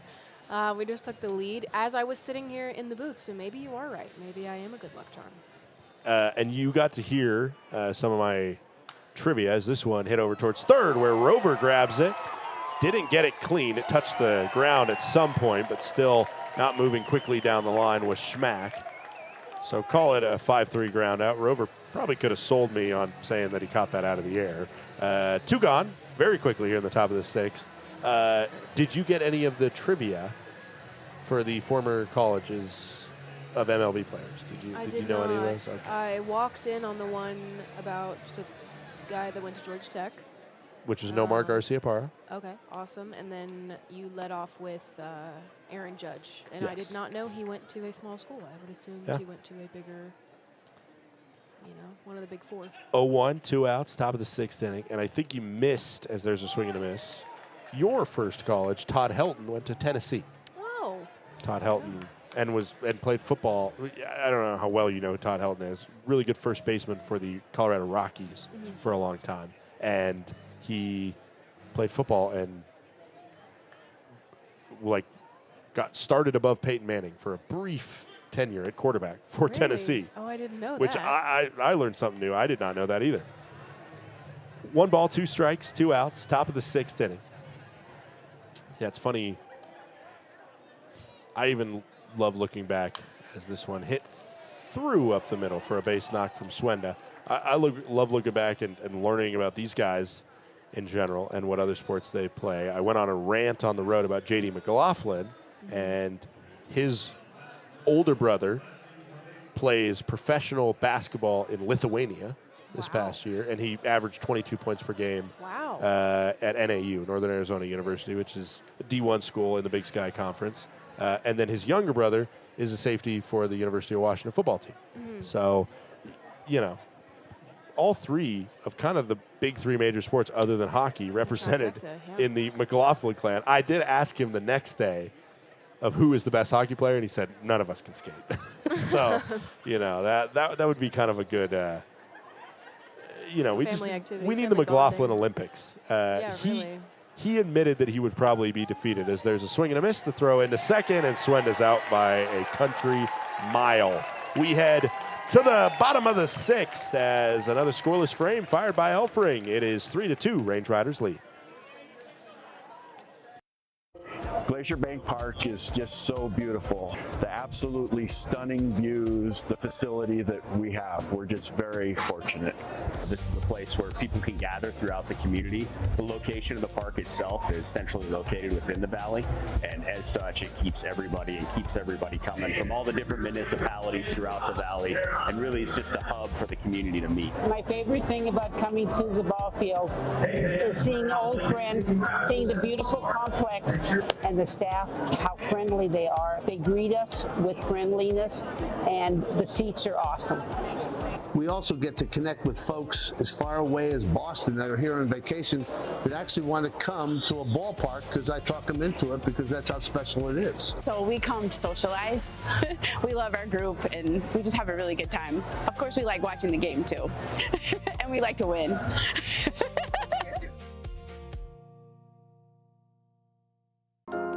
At Johns Manville, what we build starts with who we are. We are people champions, listening first, putting customers and teams at the center of every decision. We're driven by passion, always going the extra mile, always pushing ideas further. We perform, setting higher standards, delivering stronger results, and creating lasting value. And we protect our people, our customers, and the world around us, today and for generations to come.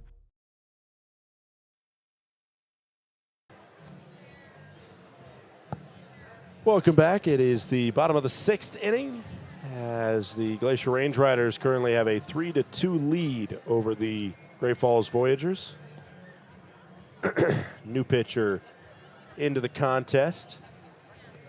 For the Voyagers, it's number 16, Ymir Sepulveda. Sepulveda will step into the contest. Very unique story is Sepulveda.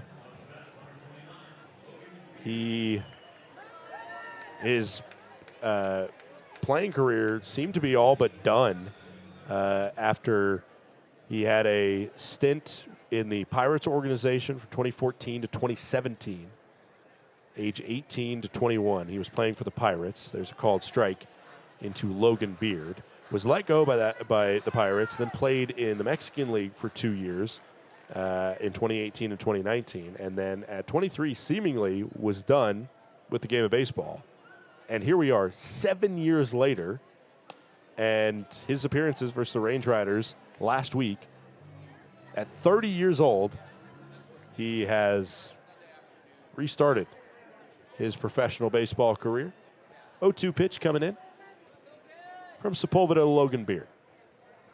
Ball upstairs. Count goes to 1-2. On the season, Sepulveda's been a decent option. They've gone to 4 appearances, 4 innings pitched. 13.5 is the ERA right now for Sepulveda. 1 ball, 2 strikes, no outs, and Beard fouls it off. Okay, it is time for life's important questions.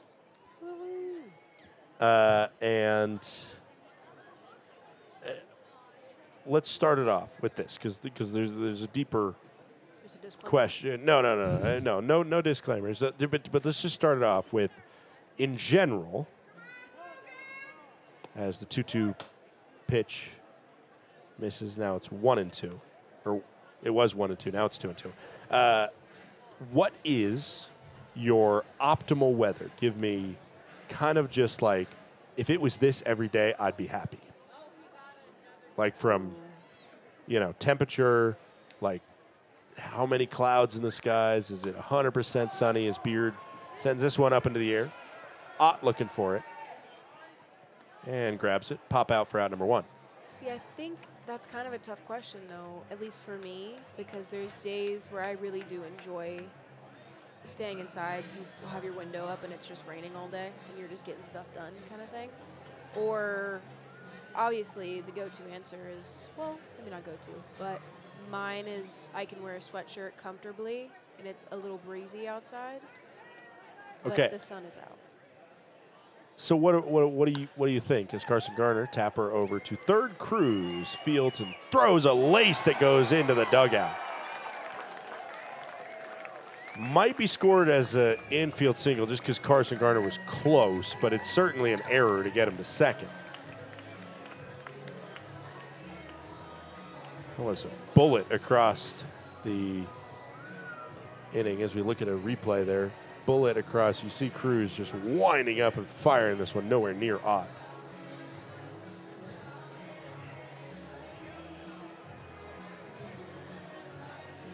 So I would say that's probably like 57 to like 63 temperature-wise. Okay. Jake Millen up with the runner on second, 1 out, 3-2 Range Rider lead. First pitch in from Sepulveda is a ball. Count goes to 1-0. See, I think, how much sun is shining? Mostly sun in your optimal? I would say so. Like clouds are in the sky because you don't want it, because that's how it warms up, is all the sun. Logistically. Yeah. Sure. Yeah. 2 balls, no strikes. I think mine's a little bit hotter, actually. I think it's probably like 65 to 70, and the sun's like mostly sunny. Maybe a couple clouds here and there. But I think what kind of can cool it down, I want a light, cool breeze. Okay. I like that. That's a good answer. 3-0. Like, there's just something about a light breeze. It's so nice.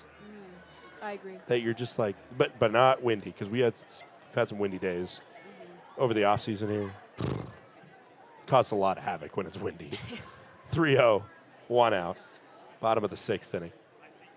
And it's a 4-pitch walk issued to Millen. Okay, now here is the second question that goes a little bit further in terms of kind of relating to what we've had to deal with. We've had 2 straight games affected by weather. Last night, an hour-long weather delay, and then the game was shortened because of weather. Tonight, we had a half-hour weather delay, and so far, so good. Hopefully, it looks like the worst is behind us. Of course, it cut our internet at a point last night. It's been creating havoc all over. Carson Horning seeing the first pitch, and it's a strike. Count goes to 0-1. In terms of natural disasters, which do you think you could kind of handle the longest before just fleeing, getting out of there, like whatever? If you had to withstand one, like what's the least? Let's just go. If you heard, Which one do you think if I you could heard survive, warning is what on you're your saying? phone, if you heard warning on your phone Yeah. that was like X amount of warning, blizzard, thunderstorm, tornado, hurricane, whatever, tsunami, earthquake, which one would you want it to be the most? Let's phrase it that way. I've seen Twisters, so we're just going to X Tornado right out of there.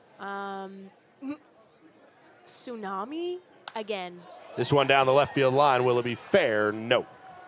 Saw the movie 2012. Tsunami is not in the cards for me. The movie 2012 has pretty much everything. Every natural disaster, forest fires, all the things. I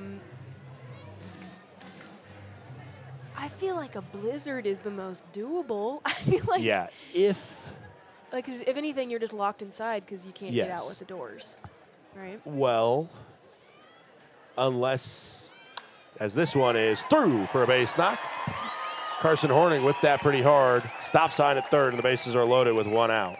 I think the problem is, as Jacob Steele steps up with an 0-for-1 mark for the day, does have a walk his last time up, is blizzards can kind of, obviously, blizzards can last, like a tornado, it can wreak havoc, but it's not going to last for days. Blizzards can last for a while, and the remnants of it, leaving you snowed in somewhere, like if you don't have a stockpile of non-perishable food items, it could not be good. Me and my Ritz crackers would meet demise fast. Well, I'm assuming you're gonna have to ration the Ritz there. That is a tough question because hurricane. I've seen what hurricanes can do, and that's just it's absolutely terrifying. Yep. Or tornado. Swing and a miss by Steele, 1-1. Or tornado kind of. I know I just said Twister's movie, but a tornado kind of seems like you could get away from it if you were given enough warning, like you said. Yeah. Blizzard, same thing. You would have to ration whatever. I think that the one I'm sold on that I would not want to be anywhere near is a tsunami. Yeah. That's the one that I'm like absolutely not. Yeah, 1 ball, 2 strikes, 1 out. I remember one of my friends, I think he was in Hawaii when they got one of the, I think it was actually a false alarm tsunami warning, and it was havoc.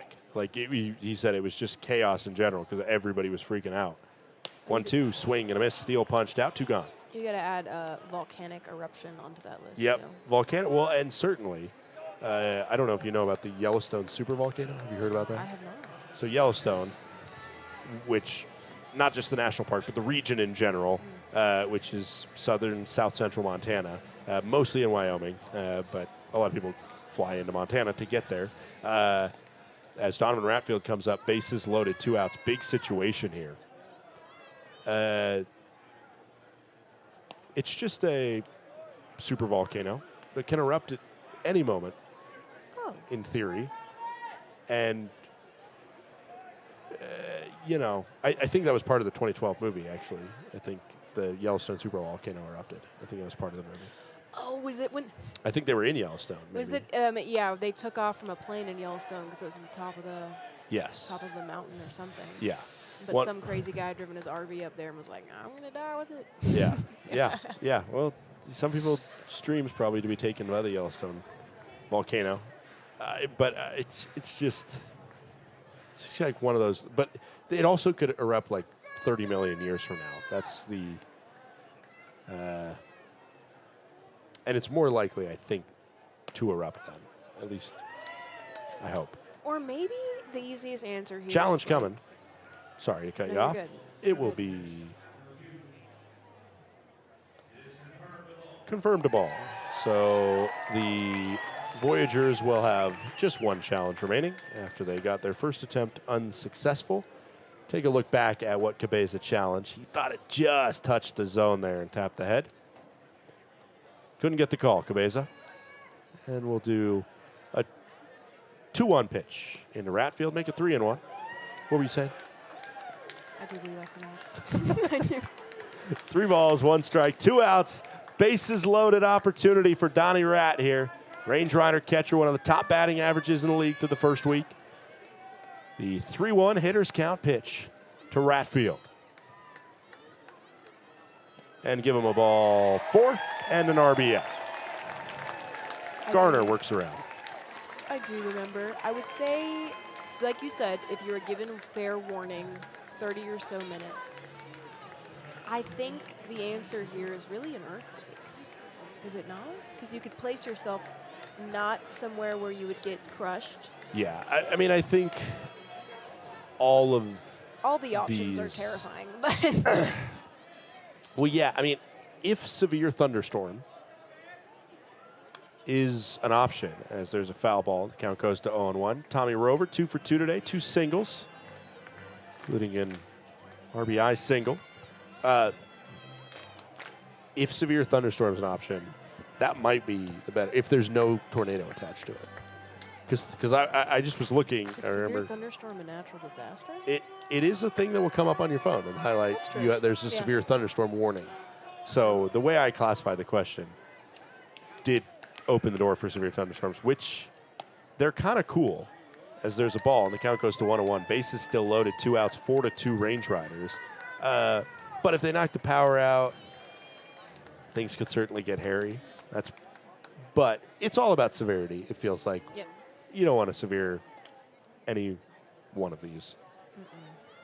Just had to get some weather inspiration thanks to the because technically it was a severe thunderstorm warning, and I don't know if you ever saw any of the like screenshots or something people took of their weather apps of the lightning strikes, but it was like an insane amount of lightning that was moving towards us and that hit around us last night. Part of the reason why we lost internet for a while. That one almost hit. Ooh, called a strike there after Rover had to scoot off the plate for it. Count goes to 2-2. I will say, driving home last night after the game, the rain did pick back up and the thunderstorm did pick back up. But the beauty of seeing a thunderstorm in this valley is gorgeous. Because it just lights up the mountains. It lights up, yes, it lights up the entire side of the mountain in which you're driving alongside of. Yeah. It's beautiful. It really is. That kind of makes you lean towards answering thunderstorm, just because it is a cool thing to watch. Where It is, yeah. Unless you're below it. yeah, but unless you're below it and exposed. 3-2 pitch popped up sky high. Sepulveda looking up at it, but it's Cabeza that makes the catch in the end. And the Range Riders do get 1 from a bases loaded walk, but that's all as we head to the 7th. Lauren, thanks for joining me in the booth. Thank you for having me, Scott. We'll be right back for the 7th, 4-2 Range Riders.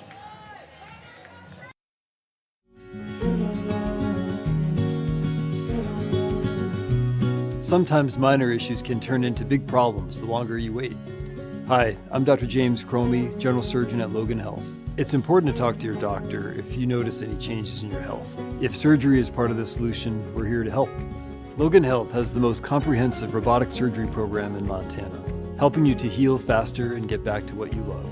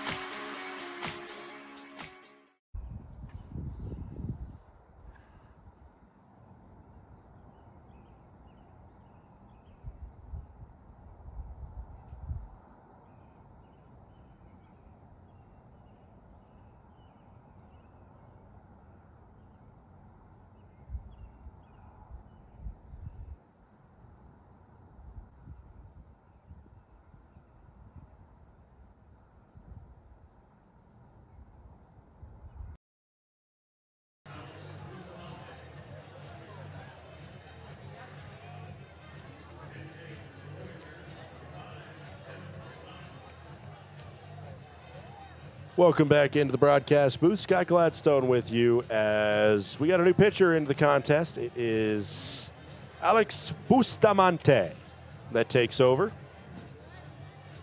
On the bump, Bustamante. We'll see a new batter to start it off as Dylan Wanat steps up.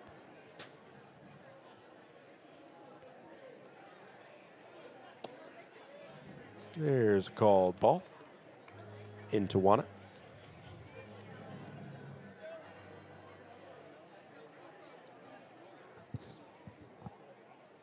Who will pinch hit for Cabeza. This one foul ball. Cabeza obviously can return. This is a designated pinch running rule, or pinch running and pinch hitting rule. As Range Riders right now try to hold on to a tie for first place in the PBL at a 7-2 record, the best start in franchise history.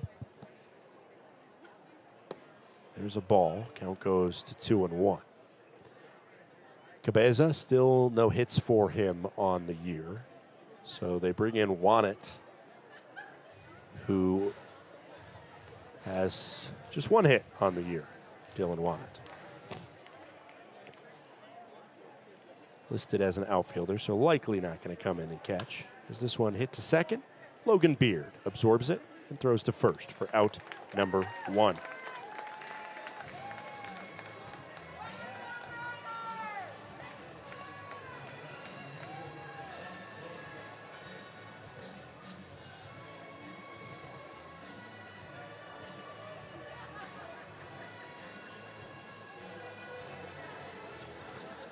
One out as Asaf Loengart steps to the plate. Loengart, just 2 hits on the year for him, and his first time up, he struck out, and his second time up, he struck out, and now he's down 0-1 on the count. 4-2 Range Rider lead here, top of the 7th inning.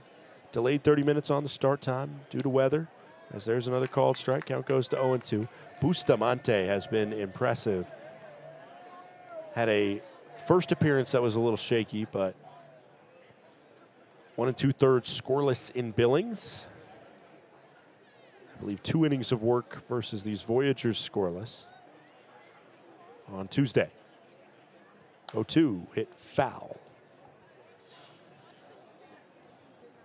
Range Riders a thin lead here against this top-heavy and short-handed Great Falls squad. Starting pitcher Sawinski, one of his best starts probably of his career, had to go out due to an injury, as that one almost popped the rib cage of Loengart.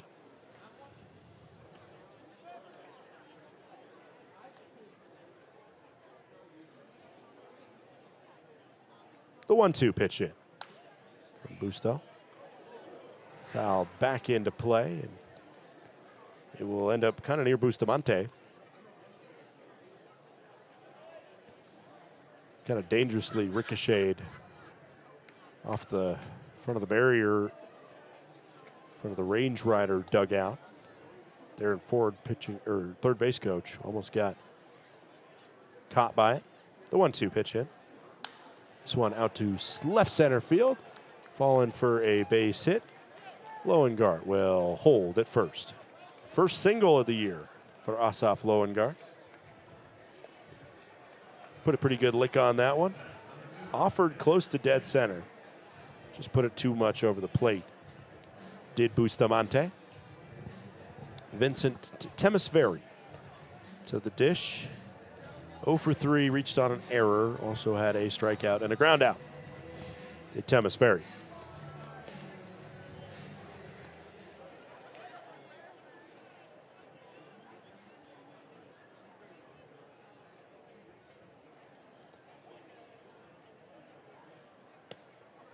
Called strike. Starts off the AB for Temesveri. Team leader in batting average right now, Aiden Redahan. Not available, it seems. Maybe he could come into pinch run. He's still on the active roster. But it seemed like some sort of injury has kept him out of the past couple games. Still have yet to hear the full report for him, as that one misses inside. 1-1. Tommy Specht is second on the team in batting average, followed by Ethan Ott, Antonio Barranco, Will Rogers, and then Temesveri. 1 ball, 1 strike. Into Vincent Temesferi. Below the zone at 94, 2 balls and 1 strike. Range Riders activated 2 players to the roster today. Jared Ingman, who returns from the IL and returns for his 3rd year as a member of this squad. And Ryan Humphreys as well, an exciting signing out of Westmont College. Count goes to 2-2. He played this last spring, did not make an appearance with Pepperdine this spring. Humphreys put some insane numbers at the D2 level with the Warriors of Westmont. 2 balls, 2 strikes, 1 out. Top of the 7th inning. Loengart on first for Bustamante. Hit on the ground towards third. Rover, the throw for 1, the throw for 2 is good. Beautiful play, 5-4-3, just as you like it.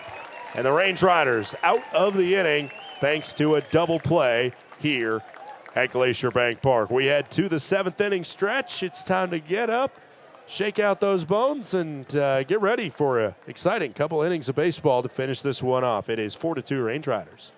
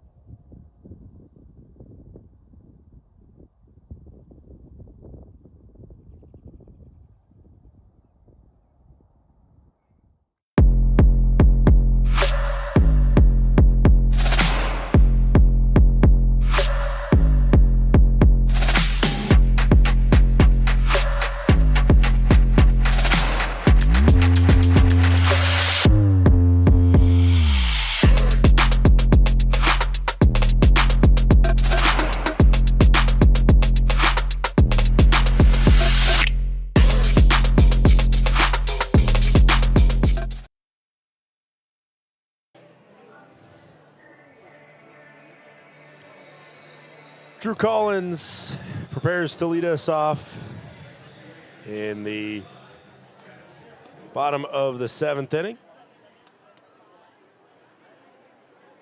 New pitcher into the contest for the Voyagers, I believe.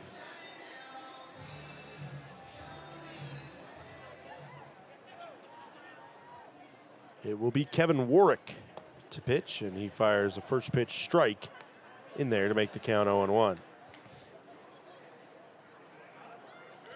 Cabeza comes in to play catcher after being pinch hit for last inning. There's a ball outside. Drew Collins, 2 RBI single. His last time up gave the Range Riders the lead. One almost caught him. Ooh, called a strike.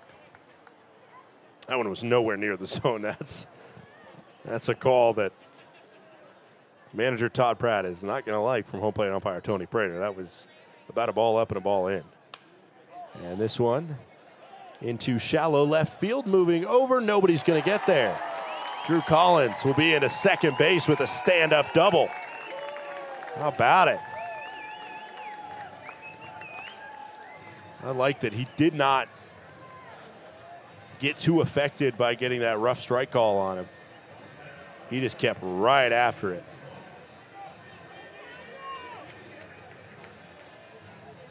And flicked it into no man's land down the left field line, and with his speed, that's an easy double. Drew Collins, he's a player that I think is really exciting to watch. Squaring a bunt is JD. And now the infield will be ready for it. The possibility of a surprise there is out the window.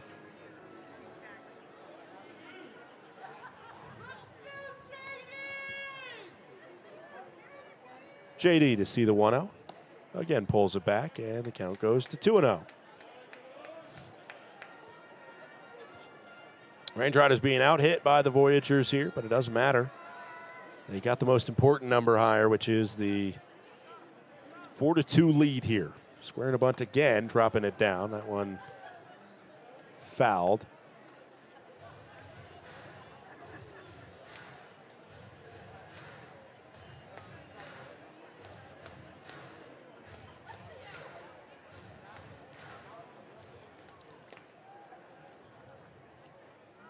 Two balls, one strike. Pitch in to JD with Drew Collins on second. Infield all ready for it. And he swings and misses at it. And so now sacrifice bunt likely out of play, and they're going to call a balk on Warwick. Never mind. A balk will send Collins to third, and the count will stay 2-1.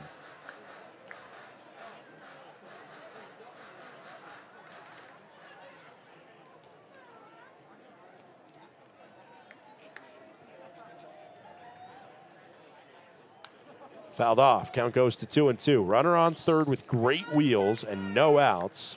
Range Riders need to score this run. Insurance would be lovely.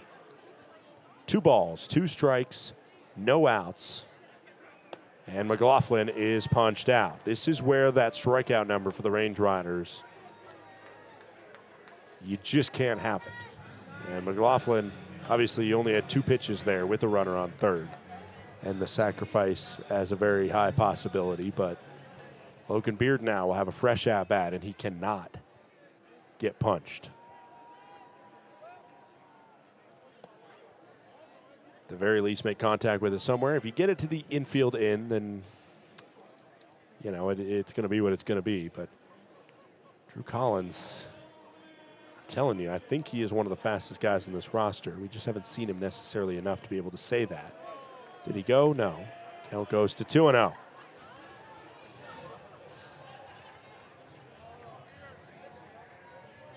Two balls, no strikes, 1 out. Thanks for spending your Friday with us here in the ballpark. Hopefully the broadcast, from what I've seen, seems to have been clean. The 2-0. Misses.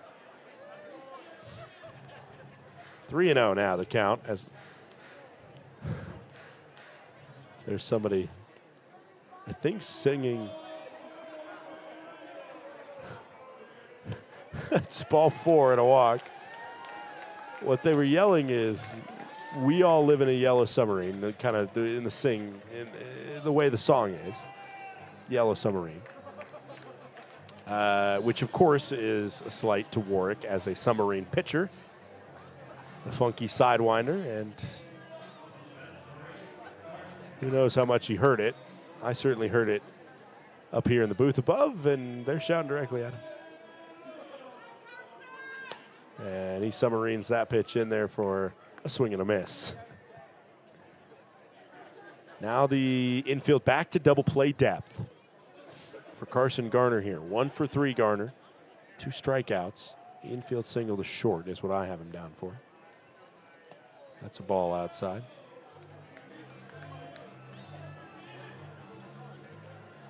Kevin Warwick appeared last night. Pitched. And now it's outside. That's a good. I would be a little shooketh if I was Warwick. Of course, I have a much more fragile ego than a professional athlete who has to deal with it all the time. 2-1 upstairs, 3-1. And so, I mean, since that chant has started, he's only gotten 1 swing and a miss out of Garner. And other than that, there's been 7 balls thrown.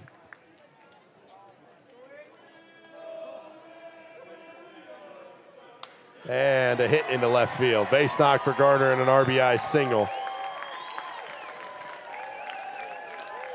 Range Riders up 5-2 now. They were synchronized. They were there. That one belongs just as much to the fans as it does to the Range Rider duo of Collins and Garner that, of course, scored the run, Collins, and got the RBI, Garner. Give them credit, sure. The crowd here certainly was getting Warwick a little bit off his game, and there's a ball. The count goes to 1-0 on Jake Millen.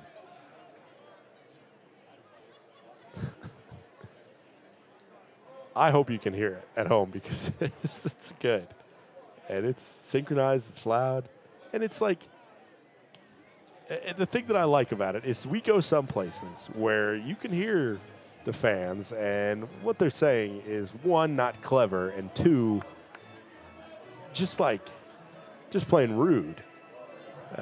Singing "We All Live in a Yellow Submarine" to a submarine pitcher is clever, it's funny, and I think it does a better job of throwing a guy off his game than, just yelling obscenities, which, again, they're used to hearing. This might be a little bit different. I don't know if this is the first time for Warwick, but, man. Swing and a miss by Millen.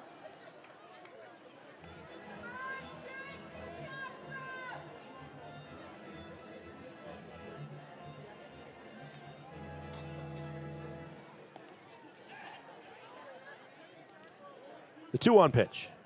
Outside, 3-1. I am hearing confirmation that you can hear the yellow submarining. Listen, folks, it's game 10 of the season. All right, you got to find joy where you can find it.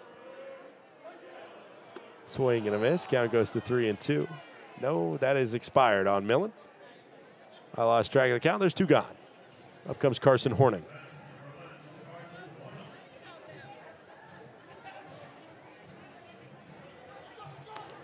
9:35 p.m. local time. Range Riders and the Voyagers, 5-2 Range Rider lead. Make sure to come on out to the ballpark this weekend. Again, we had to deal with the delays the past 2 nights, but this has turned into a beautiful night as Horning hammers this one to left field, tracking back to the wall, and the catch is made by Schmack. Carson Horning was 10 feet away from his first professional home run. He blasted it 353 feet and just short of the first round tripper of his pro career. Man, Range Riders get 1 on the Garner RBI single. It is 5-2 Glacier. We head to the 8th.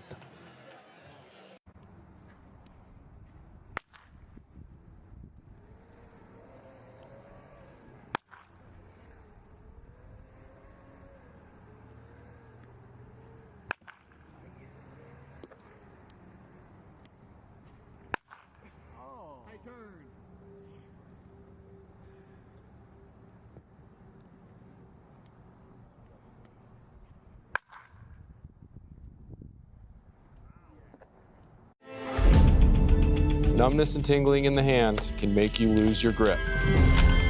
Hi, I'm Dr. Nate Fogel. I'm an orthopedic surgeon and hand specialist here at Logan Health.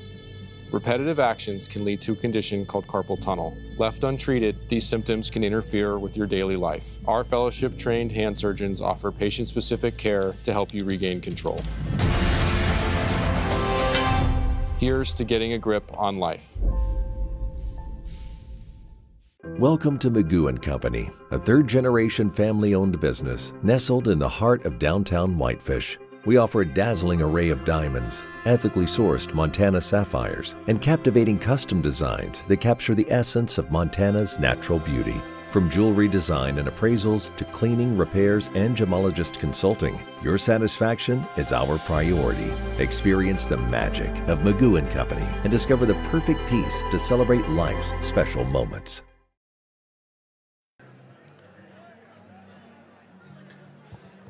Top of the 8th inning, as the Glacier Range Riders currently lead the Great Falls Voyagers by a score of 5-2. Will Rogers starts us off here in the top of the 8th inning.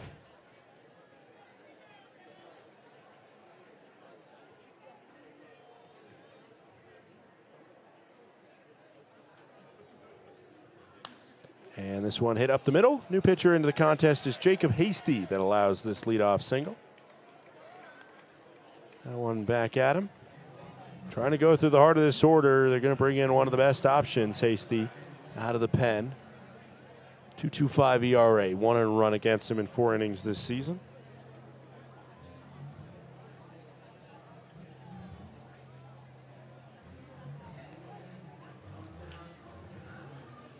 And now to the plate comes Tommy Specht. Or at least it should be.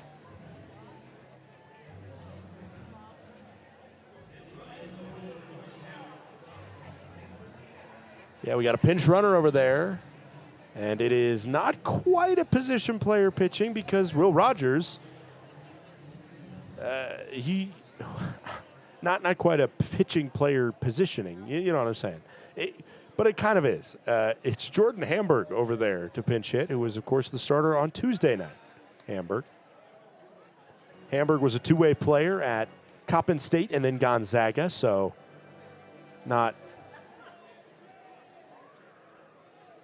immune to running on the base path, certainly.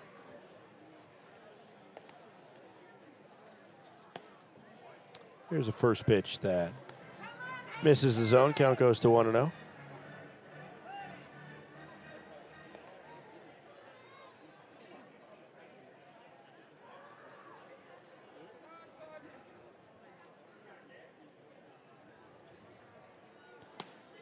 There's a called strike, and the count goes to 1-1.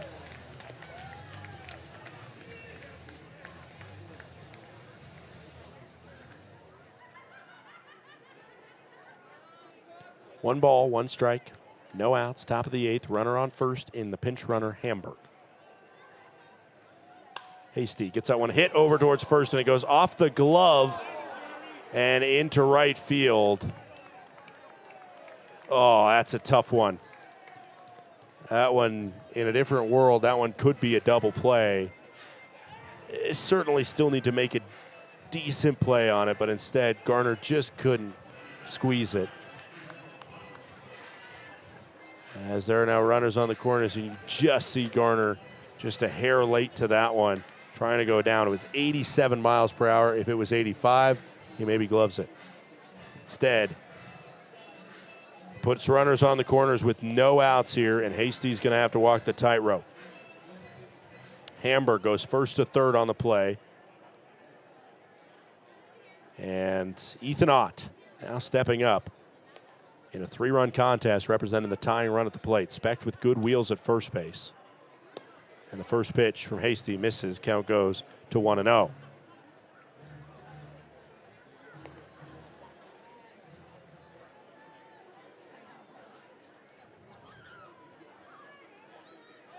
Runners going. They got him picked off. No.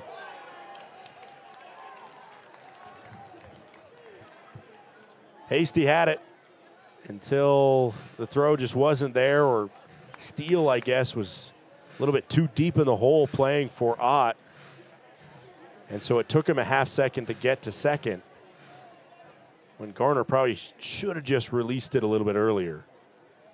So it's a stolen base on a almost successful pickoff attempt, and then a jump rope needed by Ott. Count goes to 2-0. 2 runners in scoring position. Range Riders have kind of been gifted some opportunities in the past couple innings with Serwinski going out of this game. That completely shifted it, and immediately the Range Riders tallied 3 in the bottom of the 5th inning. They put 1 on in each of the past 2, but they left the bases loaded in the 6th, and they left 2 on in the 7th. 2-0 pitch in to Ott. A called strike.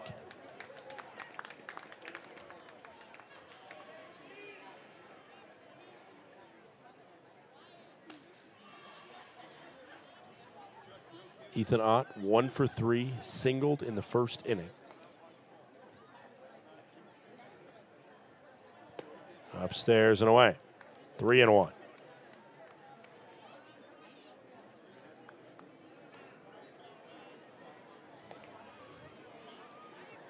Hitters count for Ott.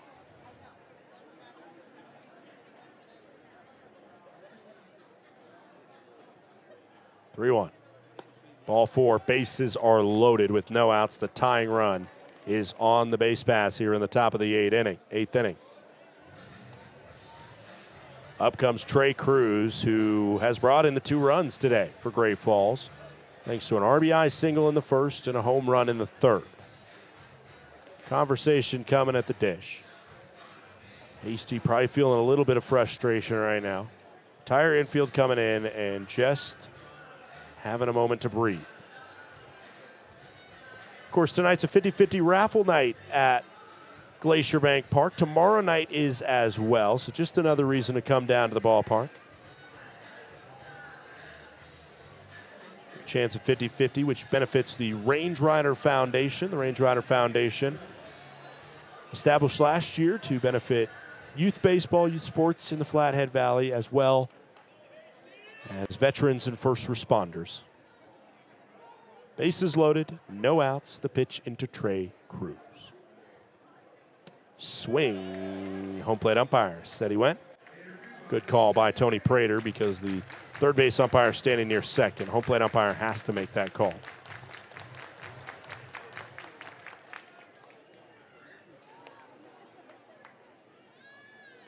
That one gets a little limbo action.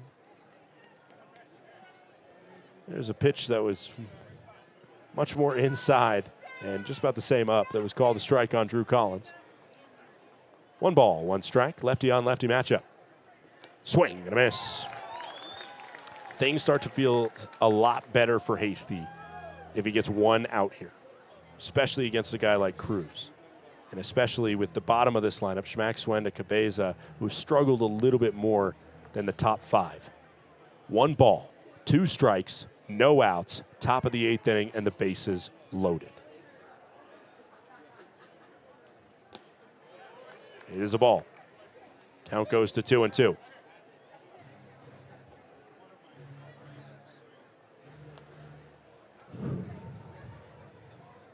Hamburg on third, the pinch runner. Specht with good wheels on second. Ott a little bit slower on first, as that is a called ball. No challenge coming. Probably a good thing. It did miss just slightly outside, as Range Riders have scored 1 themselves on a bases loaded walk, and now a ball would do the same thing for the Voyagers. The 3-2 pitch in. And that one called strike 3. Backwards K by Hasty to get 1 down, and that does feel good, and it will be the end of the day for Hasty. Manager Todd Pratt coming out of the dugout because he does not want Hasty to see Kyle Schmack as you take a look back at this punch out.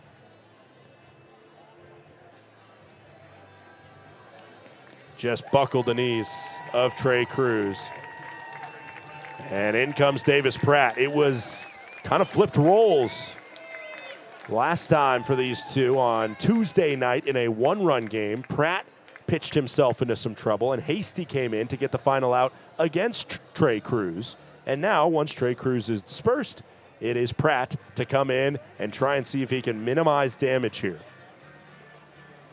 1 out, top of the 8th inning. 5-2 Range Rider lead, but it feels thinner than that because of the bases being loaded. Kyle Schmack at the plate.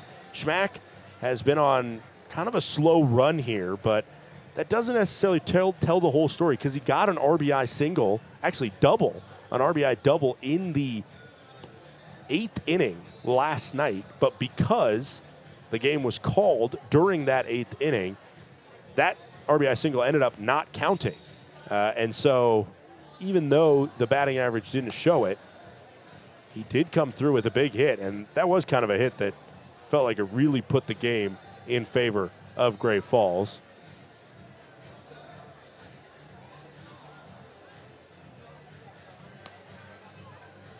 One out, top of the 8th inning. Hamburg still on third. Specht on second, Ott on first. The New Mexico native, Purdue product, Davis Pratt into the contest. Pitched last year, 2 years ago, actually, for the Chicago Dogs in the American Association before starting last year's season with the Range Riders and being a vital option out of the pen. This year, even more vital, has 1 save and a 2.70 ERA, 13 punch-outs, and opposing batters are hitting 130 against Davis Pratt. Does have 8 walks, 2 wild pitches, and a hit by pitch as well. So you want to make sure you keep it under control.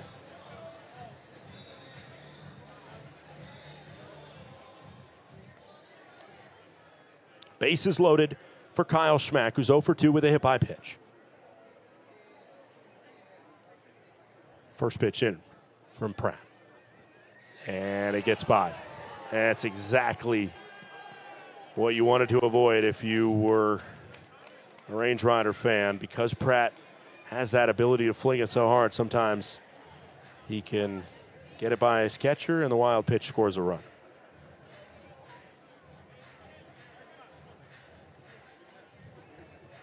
Five to 3 goes the score, and more importantly, the tying run is in scoring position in Ott.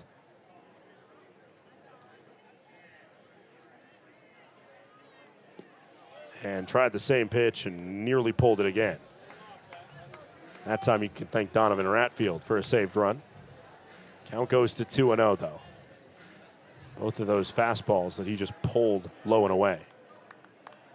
Night getting a little more chilly here. It just feels humid and sticky in the air, though, due to the thunderstorms that ripped through that delayed our first pitch.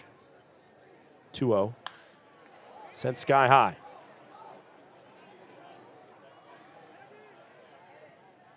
And it's Drew Collins that makes the grab. Interesting over there, as it turns into a sacrifice fly where a run scores and makes it a 1-run game, and Ott gets to third base on it. I think J.D. McLaughlin was trying to throw off the runners. At the last minute, he kind of flashed his glove almost to think that he was going to catch it before that ball ended up in Collins' glove. I don't think it did throw off anybody. Sacrifice fly, it's a 1-run game, and the tying run is 90 feet away.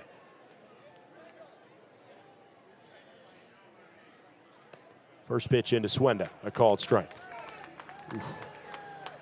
They would have liked to challenge back for that one. If there's 2 challenges on the board, Swenda might have tapped the head. That one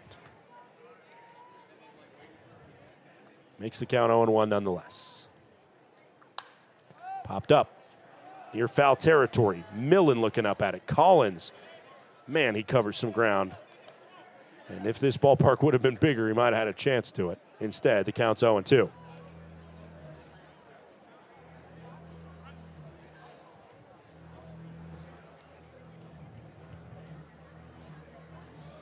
Oh-2, 2-out pitch with a runner on third into Anthony Swenda, 2 for 3 today.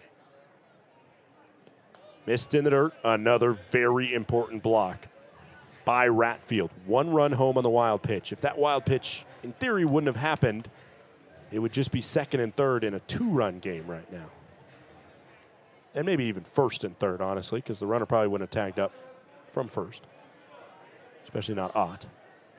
1 ball, 2 strikes, 2 outs, top of the 8th. Call the ball.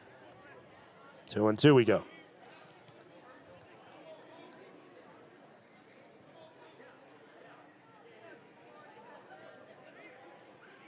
To 2-2 we go as the Range Riders up by a very thin margin on Great Falls. 5-4 lead. The 2-2. 2-out pitch into Swenda, and it is upstairs.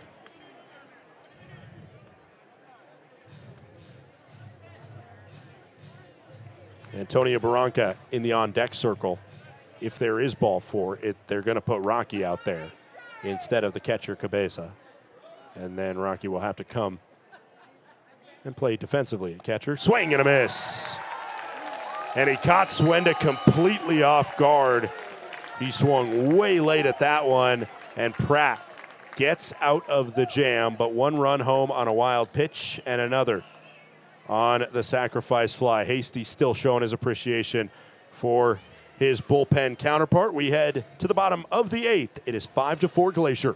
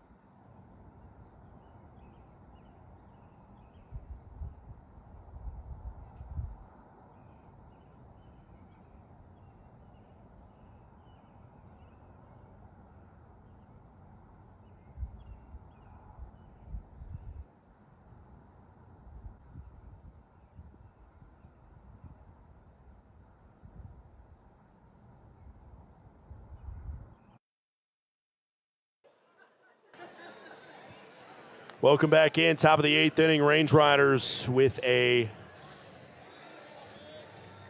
1-run lead here in the bottom of the 8th inning.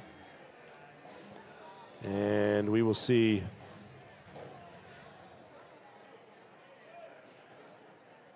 another inning here. Just trying to get confirmation on this number that he's blocking. And ball upstairs. Count goes to 1-0. And funny enough, throw out the DH. We got Will Rogers. The DH is just now the pitcher.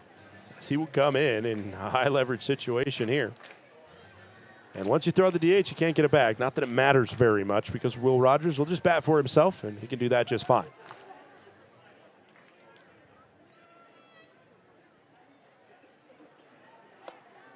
There's a called ball. Count goes to 2-0. Due up this half inning, it is Steele, Ratfield, and Rover. I believe Cabeza came back in to catch. He would have been pinch hit for in that scenario, and he still might be in the 9th. But they're giving him the extra half inning here to catch, probably before Barranca comes in. I would assume you have to go with Barranca in the 9th against likely Jack Maruskin to close. 3 balls, no strikes. Range Riders would love to just grab some insurance here, though, and maybe they take it so it's not even a closing opportunity anymore for Maruskin. Sure everybody in red would appreciate that. 3 balls, 1 strike.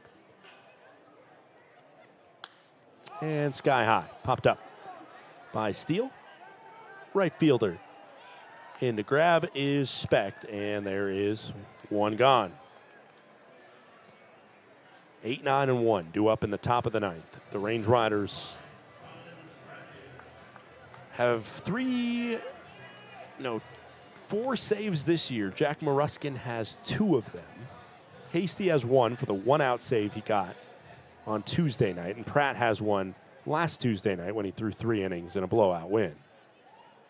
This one hit hard back up the middle and through for a base knock. Donnie Rat has himself a base knock.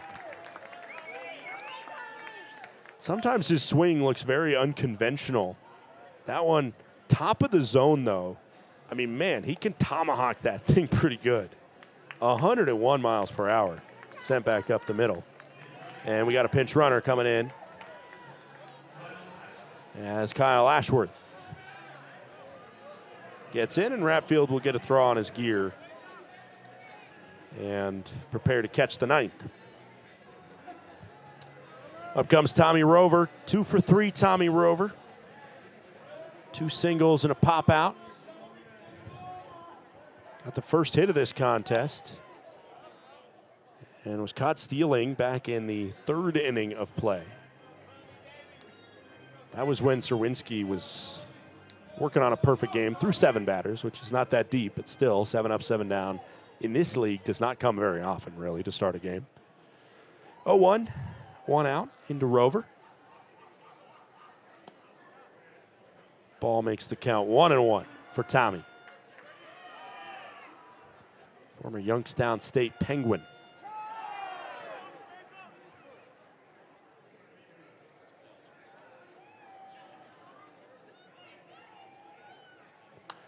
Swung on, popped up, and it'll plump on the roof here in 1 second. It was a very soft tap of the roof. Youngstown State, of course, where he played ball in the Horizon League. So it would have matched up this year with the eventual champions, Milwaukee, who is the team that upset Auburn. This one swung on, high fly ball to right field. Tommy Rover kissed that one goodbye.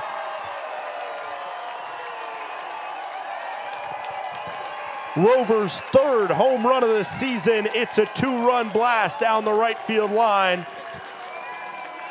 Goodbye baseball, 7-4 Glacier. 101 off the bat.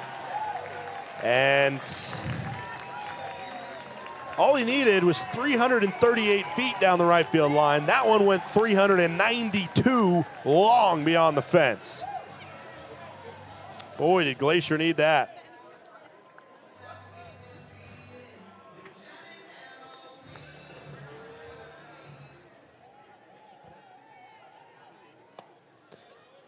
Called a strike. Count goes to 0-1 on Drew Collins, who's had a good contest. He got a double his last time up on a little Bermuda Triangle Texas leaguer that, with his speed, sprinted to second, later scored. Called strike.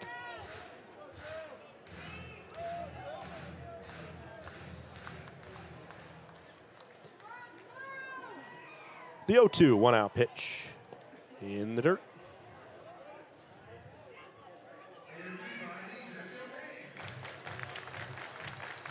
Range Riders feel a lot better after 2 across. Maruskin still a save opportunity if he comes into the contest with this scoreline. 1 ball, 2 strikes, 1 out, bottom of the 8th. Swing and a miss. Collins punched. And up comes J.D. McLaughlin. McLaughlin 0 for 4.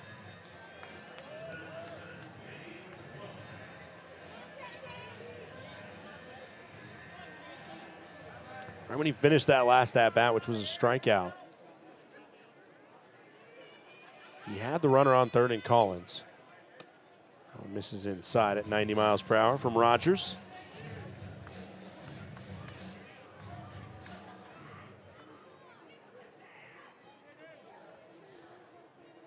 The 1-0.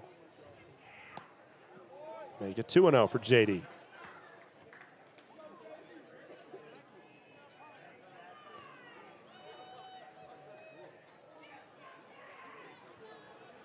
Two-out pitch with the bases empty for JD. That one called a strike. JD knows at this point, 3-run lead for your team and the 9th inning coming up. Save the challenges for the pitching staff. As that one's called a ball. And also in a 2-0 count. Even if the home plate umpire decides that a ball needs to be called a strike, you can come back from that. And that one's called a strike, and JD challenges that one. And I think you challenged the wrong one because that one scraped the zone. Count goes to 3-2.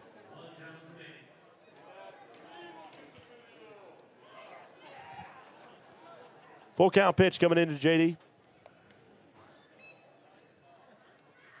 Swing and a miss. McLaughlin struck out, and we head to the 9th. Tommy Rover's 3rd home run of the season gives the Range Riders a 3-run advantage. And Maruskin will enter for the save opportunity.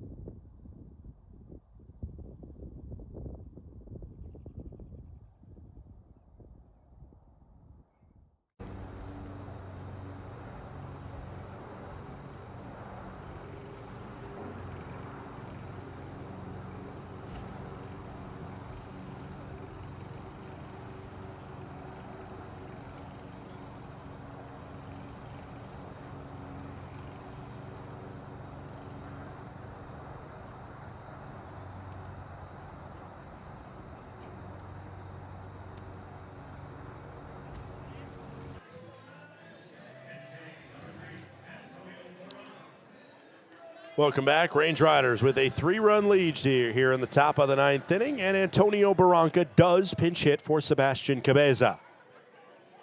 Barranca getting the day off, just his 2nd day off, and it's not really even a true day off if you have to bat in the 9th. But at least the legs get a little rest not having to be behind the plate as he went, and the count goes to 0-1. Jack Moruskin comes in for his third save opportunity of the year.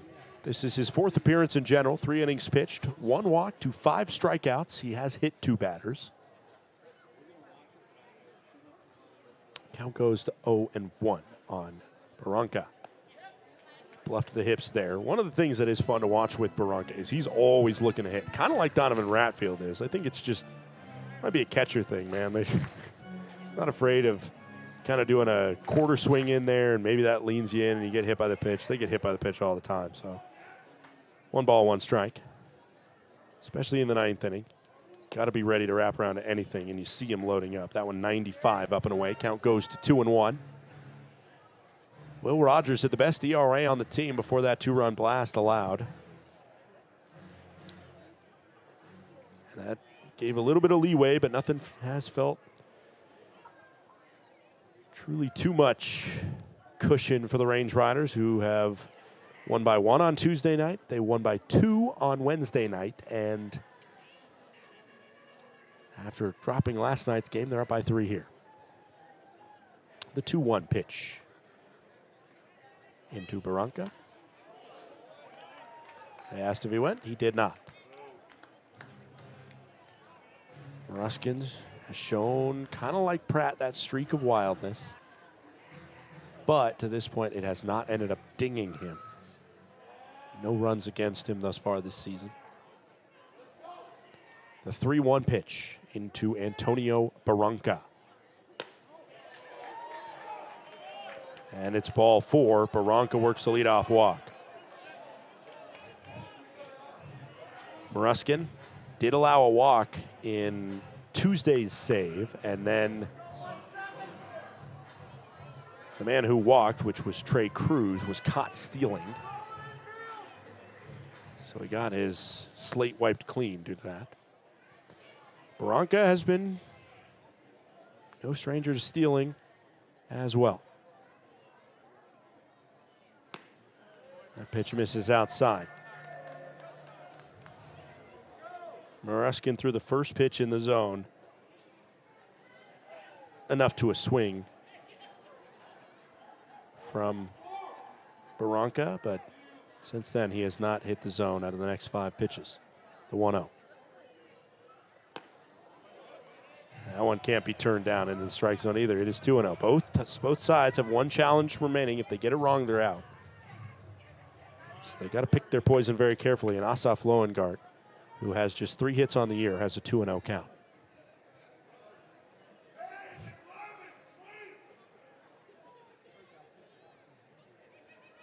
Long pause from Moruskin, and that one almost hit Loengart. 3-0.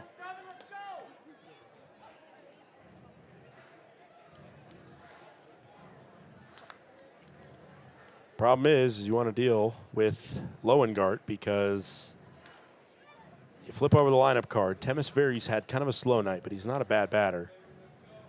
And then you got Rogers, Specht, Ott, and Cruz, who are all chomping at the bit.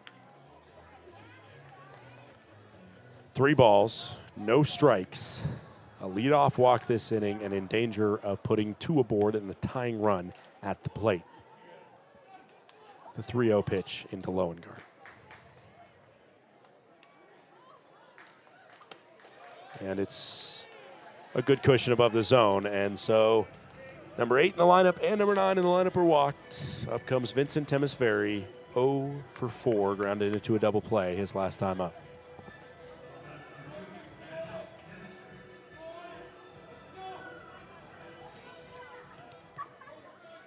Seven to 4 Range Rider lead here, top of the 9th inning. Moruskin dangles the arm and fires the first pitch into Temisveri. Finally, a get-me-over strike, or at least what feels like it, hits the zone, and the Flathead faithful begging for something to clap at. They had to wait a long time, really, this game in general. Offense didn't wake up until the bottom of the 5th inning when starting pitcher C.J. Serwinski exited. 0-1. Coming in from Moruskin. Bluffs the bat, and that one nowhere near. The problem for Moruskin has just been he hasn't really painted the corners like you'd want. There've been a couple, and they've been called accurately by Tony Prater behind the plate, that have been kind of close, but really, pitches like that one were nowhere near. The 1-1.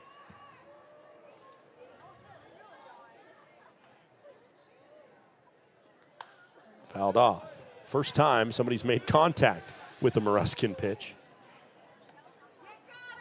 as he's only either thrown balls, he had one swing and a miss, he had a called strike, and he had that foul ball. 1 ball, 2 strikes, no outs. Top of the 9th inning, Barranca on second, Loengart on first. The 1-2 pitch into Vincent Temesferi. Swing and a miss. Got him with the breaker down low. And there is one gone in the top of the 9th. If he dealt with Barranca and Loengart, the Temesferi would have just had to been the last out. Instead, now you got to meet Will Rogers, with Spectinot behind him. Rogers, 333 clip coming into the game. 1 triple, 2 RBIs. 2 outs and 2 on for Will Rogers, the pitcher at the plate. Swing and a miss as he fanned over the top of it. Nowhere near, as that was beautiful from Moruskin.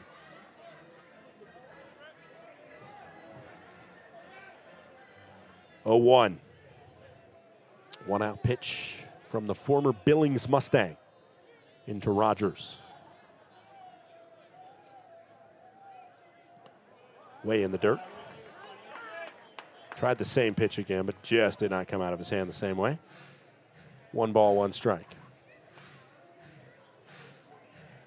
7-4 contest here. Range Riders trying to close in on win number 8 of this young season. Lots of baseball to go, but would be a nice record to sit at, 8-2, with 86 more games to play. Ball outside. Count goes to 2-1.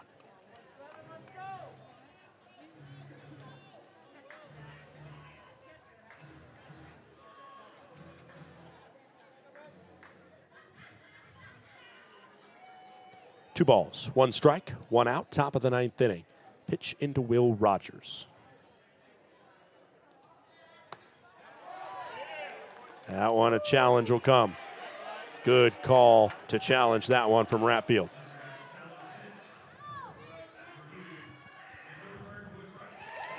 Right at the knees. I think Rogers knew it. I think Rogers thought he was lucky to get away with that one. 96 at the knees of the pitching batter. As you take a look back at it, just right there from Ratfield in the quick challenge. 2 balls, 2 strikes, 1 out. Moruskin into Rogers. And I think Todd Pratt, maybe in the dugout, told him to step off. Somebody I heard said step off. Don't assume it was a player with enough, a fan with enough IQ. I think it was just not getting in on the pitch comm well enough. The 2-2, 1 out pitch. Swung on to center. J.D. McLaughlin is there, and he makes the grab. Barranca stunts a tag up. That would have been a choice. Try and entice a bad throw. That's why you do it. But instead, there's 2 gone, and Tommy Specht is the last chance for the Voyagers. This is good on good right here. Tommy Specht has been absolutely brilliant this season.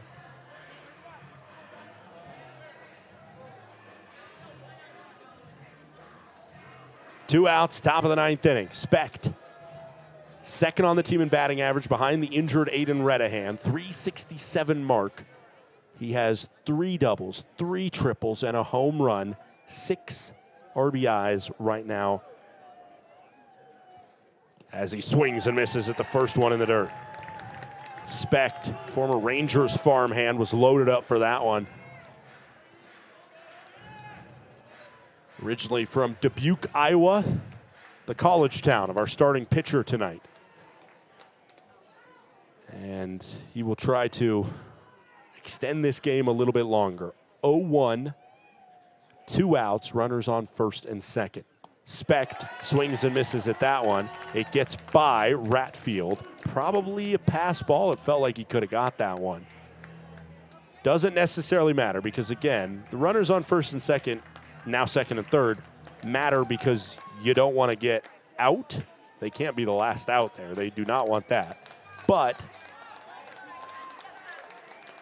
the tying run at the plate still needs to score, even if they get across. Lowengaard on second, Barranca on third. 0-2 count, 2 out pitch, top of the 9th inning here. 7-4 Range Rider lead. Specht to receive from Maruskin. Swing and a miss, and the Range Riders win.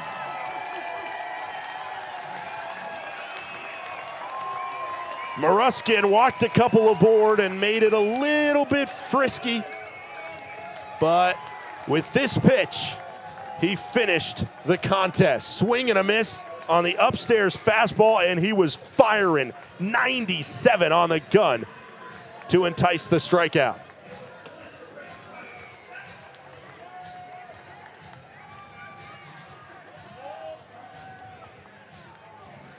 Wow, what a finish. Made it exciting, certainly made it exciting. Maruskin gets a big save. But of many offensive heroes, Tommy Rover was one of them. Lauren Hill will be down on the field to talk with Tommy Rover after this very impressive victory. We'll show it to you on the broadcast here. Rover, product of Youngstown State, D2 guy before that, JUCO guy before that. And just a phenomenal kid in general, and a big pickup for these Range Riders, a 2-run blast down the right field line earlier in this game. As I believe we are ready to send it down onto the field with Lauren Hill and Tommy Rover for the post-game interview. And I am here with Tommy Rover. So you went 3-4 today with an RBI to put us on the board. Your score putting us in the lead and then topping it off with a 2 RBI home run. Can you walk us through your mentality when you're up to bat? Just be aggressive, get a good pitch to hit, and do some damage. All right, now I heard from the dugout that you got a trim up today for your hair. Do you think that correlates any of it to your performance tonight? 100%. Yeah? Yeah, 100%. All right, and then how awesome is it to play in front of such a dedicated fan base? I love it. You know what they say, best fans, Kalispell, Montana. All right, thank you, Tommy. Thank you. You heard it right there from Tommy Rover. The best fans in this ballpark and the best team in the Pioneer League is playing in this ballpark as well. Tommy Rover has helped spur this team to an 8-2 start, which is tied for the best record in the PBL. We'll take a quick break. When we come back, we'll wrap this baby up, start talking about some scores around the league, and is it the only 8-2 team, the Range Riders, or did some other results spur some other first-place teams to victory as well? We'll talk about it all when we come back. Range Riders win this one 7-4. Thinking about where to host your next office event? Book the indoor event space at Glacier Bank Park. With a capacity up to 145 people, our indoor event space is a flexible, year-round venue ideal for accommodating receptions, conferences, and holiday parties. The spacious layout boasts impressive stadium and mountain views, providing the perfect setting for guests to mingle, network, and celebrate. Book your office party today at glacierbankpark.com.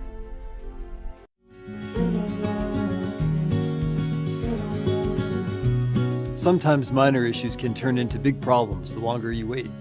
Hi, I'm Dr. James Cromie, General Surgeon at Logan Health. It's important to talk to your doctor if you notice any changes in your health. If surgery is part of the solution, we're here to help. Logan Health has the most comprehensive robotic surgery program in Montana, helping you to heal faster and get back to what you love. Welcome to Magoo & Company, a third-generation family-owned business nestled in the heart of downtown Whitefish. We offer a dazzling array of diamonds, ethically sourced Montana sapphires, and captivating custom designs that capture the essence of Montana's natural beauty. From jewelry design and appraisals to cleaning, repairs, and gemologist consulting, your satisfaction is our priority. Experience the magic of Magoo & Company and discover the perfect piece to celebrate life's special moments.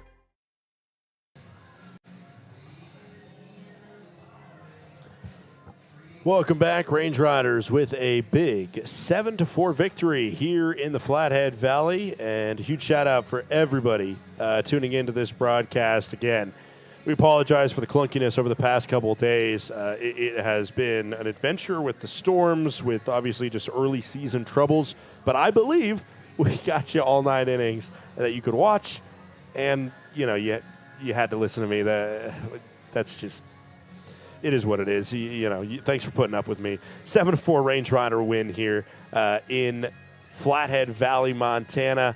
Tommy Rover, man, what a performance from him. But let's not overlook the pitching staff and the start and the resilience from Aiden Elfring, who picks up his first victory of his professional career. For Elfring, he went 6 innings, allowed 6 hits, 2 runs, both earned. And it was really just Trey Cruz getting to him twice, an RBI single and a solo home run. But I think the bounce back from him and the lack of the free passes, the 0 walks issued by Elfring, 5 strikeouts, that was some of the most impressive stuff from him and showed the potential of the right-hander from Bird Island, Minnesota. Really excited to see how he continues. This was a bounce back performance from him after not having his best start, thanks to some kind of cheeky hits, whatever they were, in Billings, where I think he just played better than what it ended up being.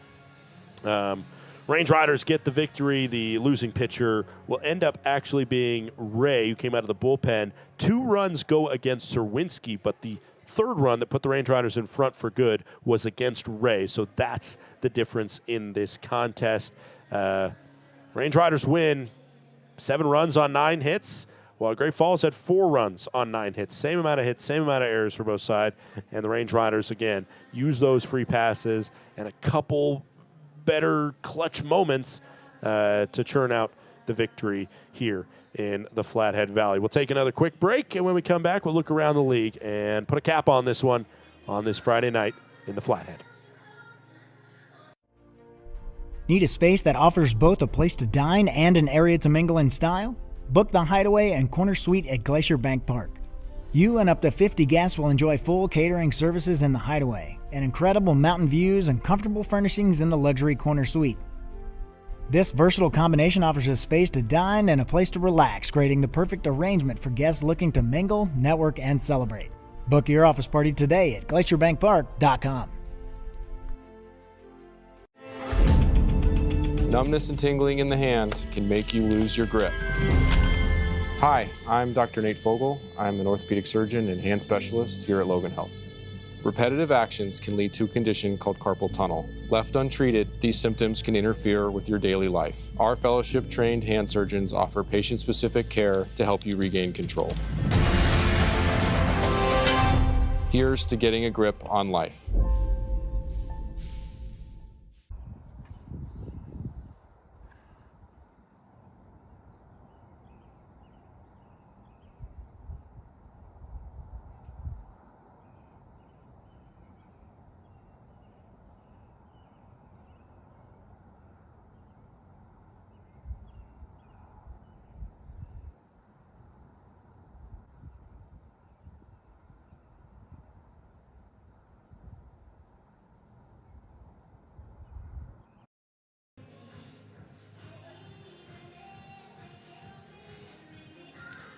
Welcome back into the broadcast. Boo Scott Gladstone with you as the Glacier Range Riders win this contest by a score of 7-4. We got final scores from everywhere around the league except for Yuba Sutter, but that one looks just about close, so we can almost put a cap on that one. 19-11, the Long Beach Coast lead the Yuba Sutter Freebirds. So looks like Long Beach will win that one and continue the hot start to their inaugural campaign.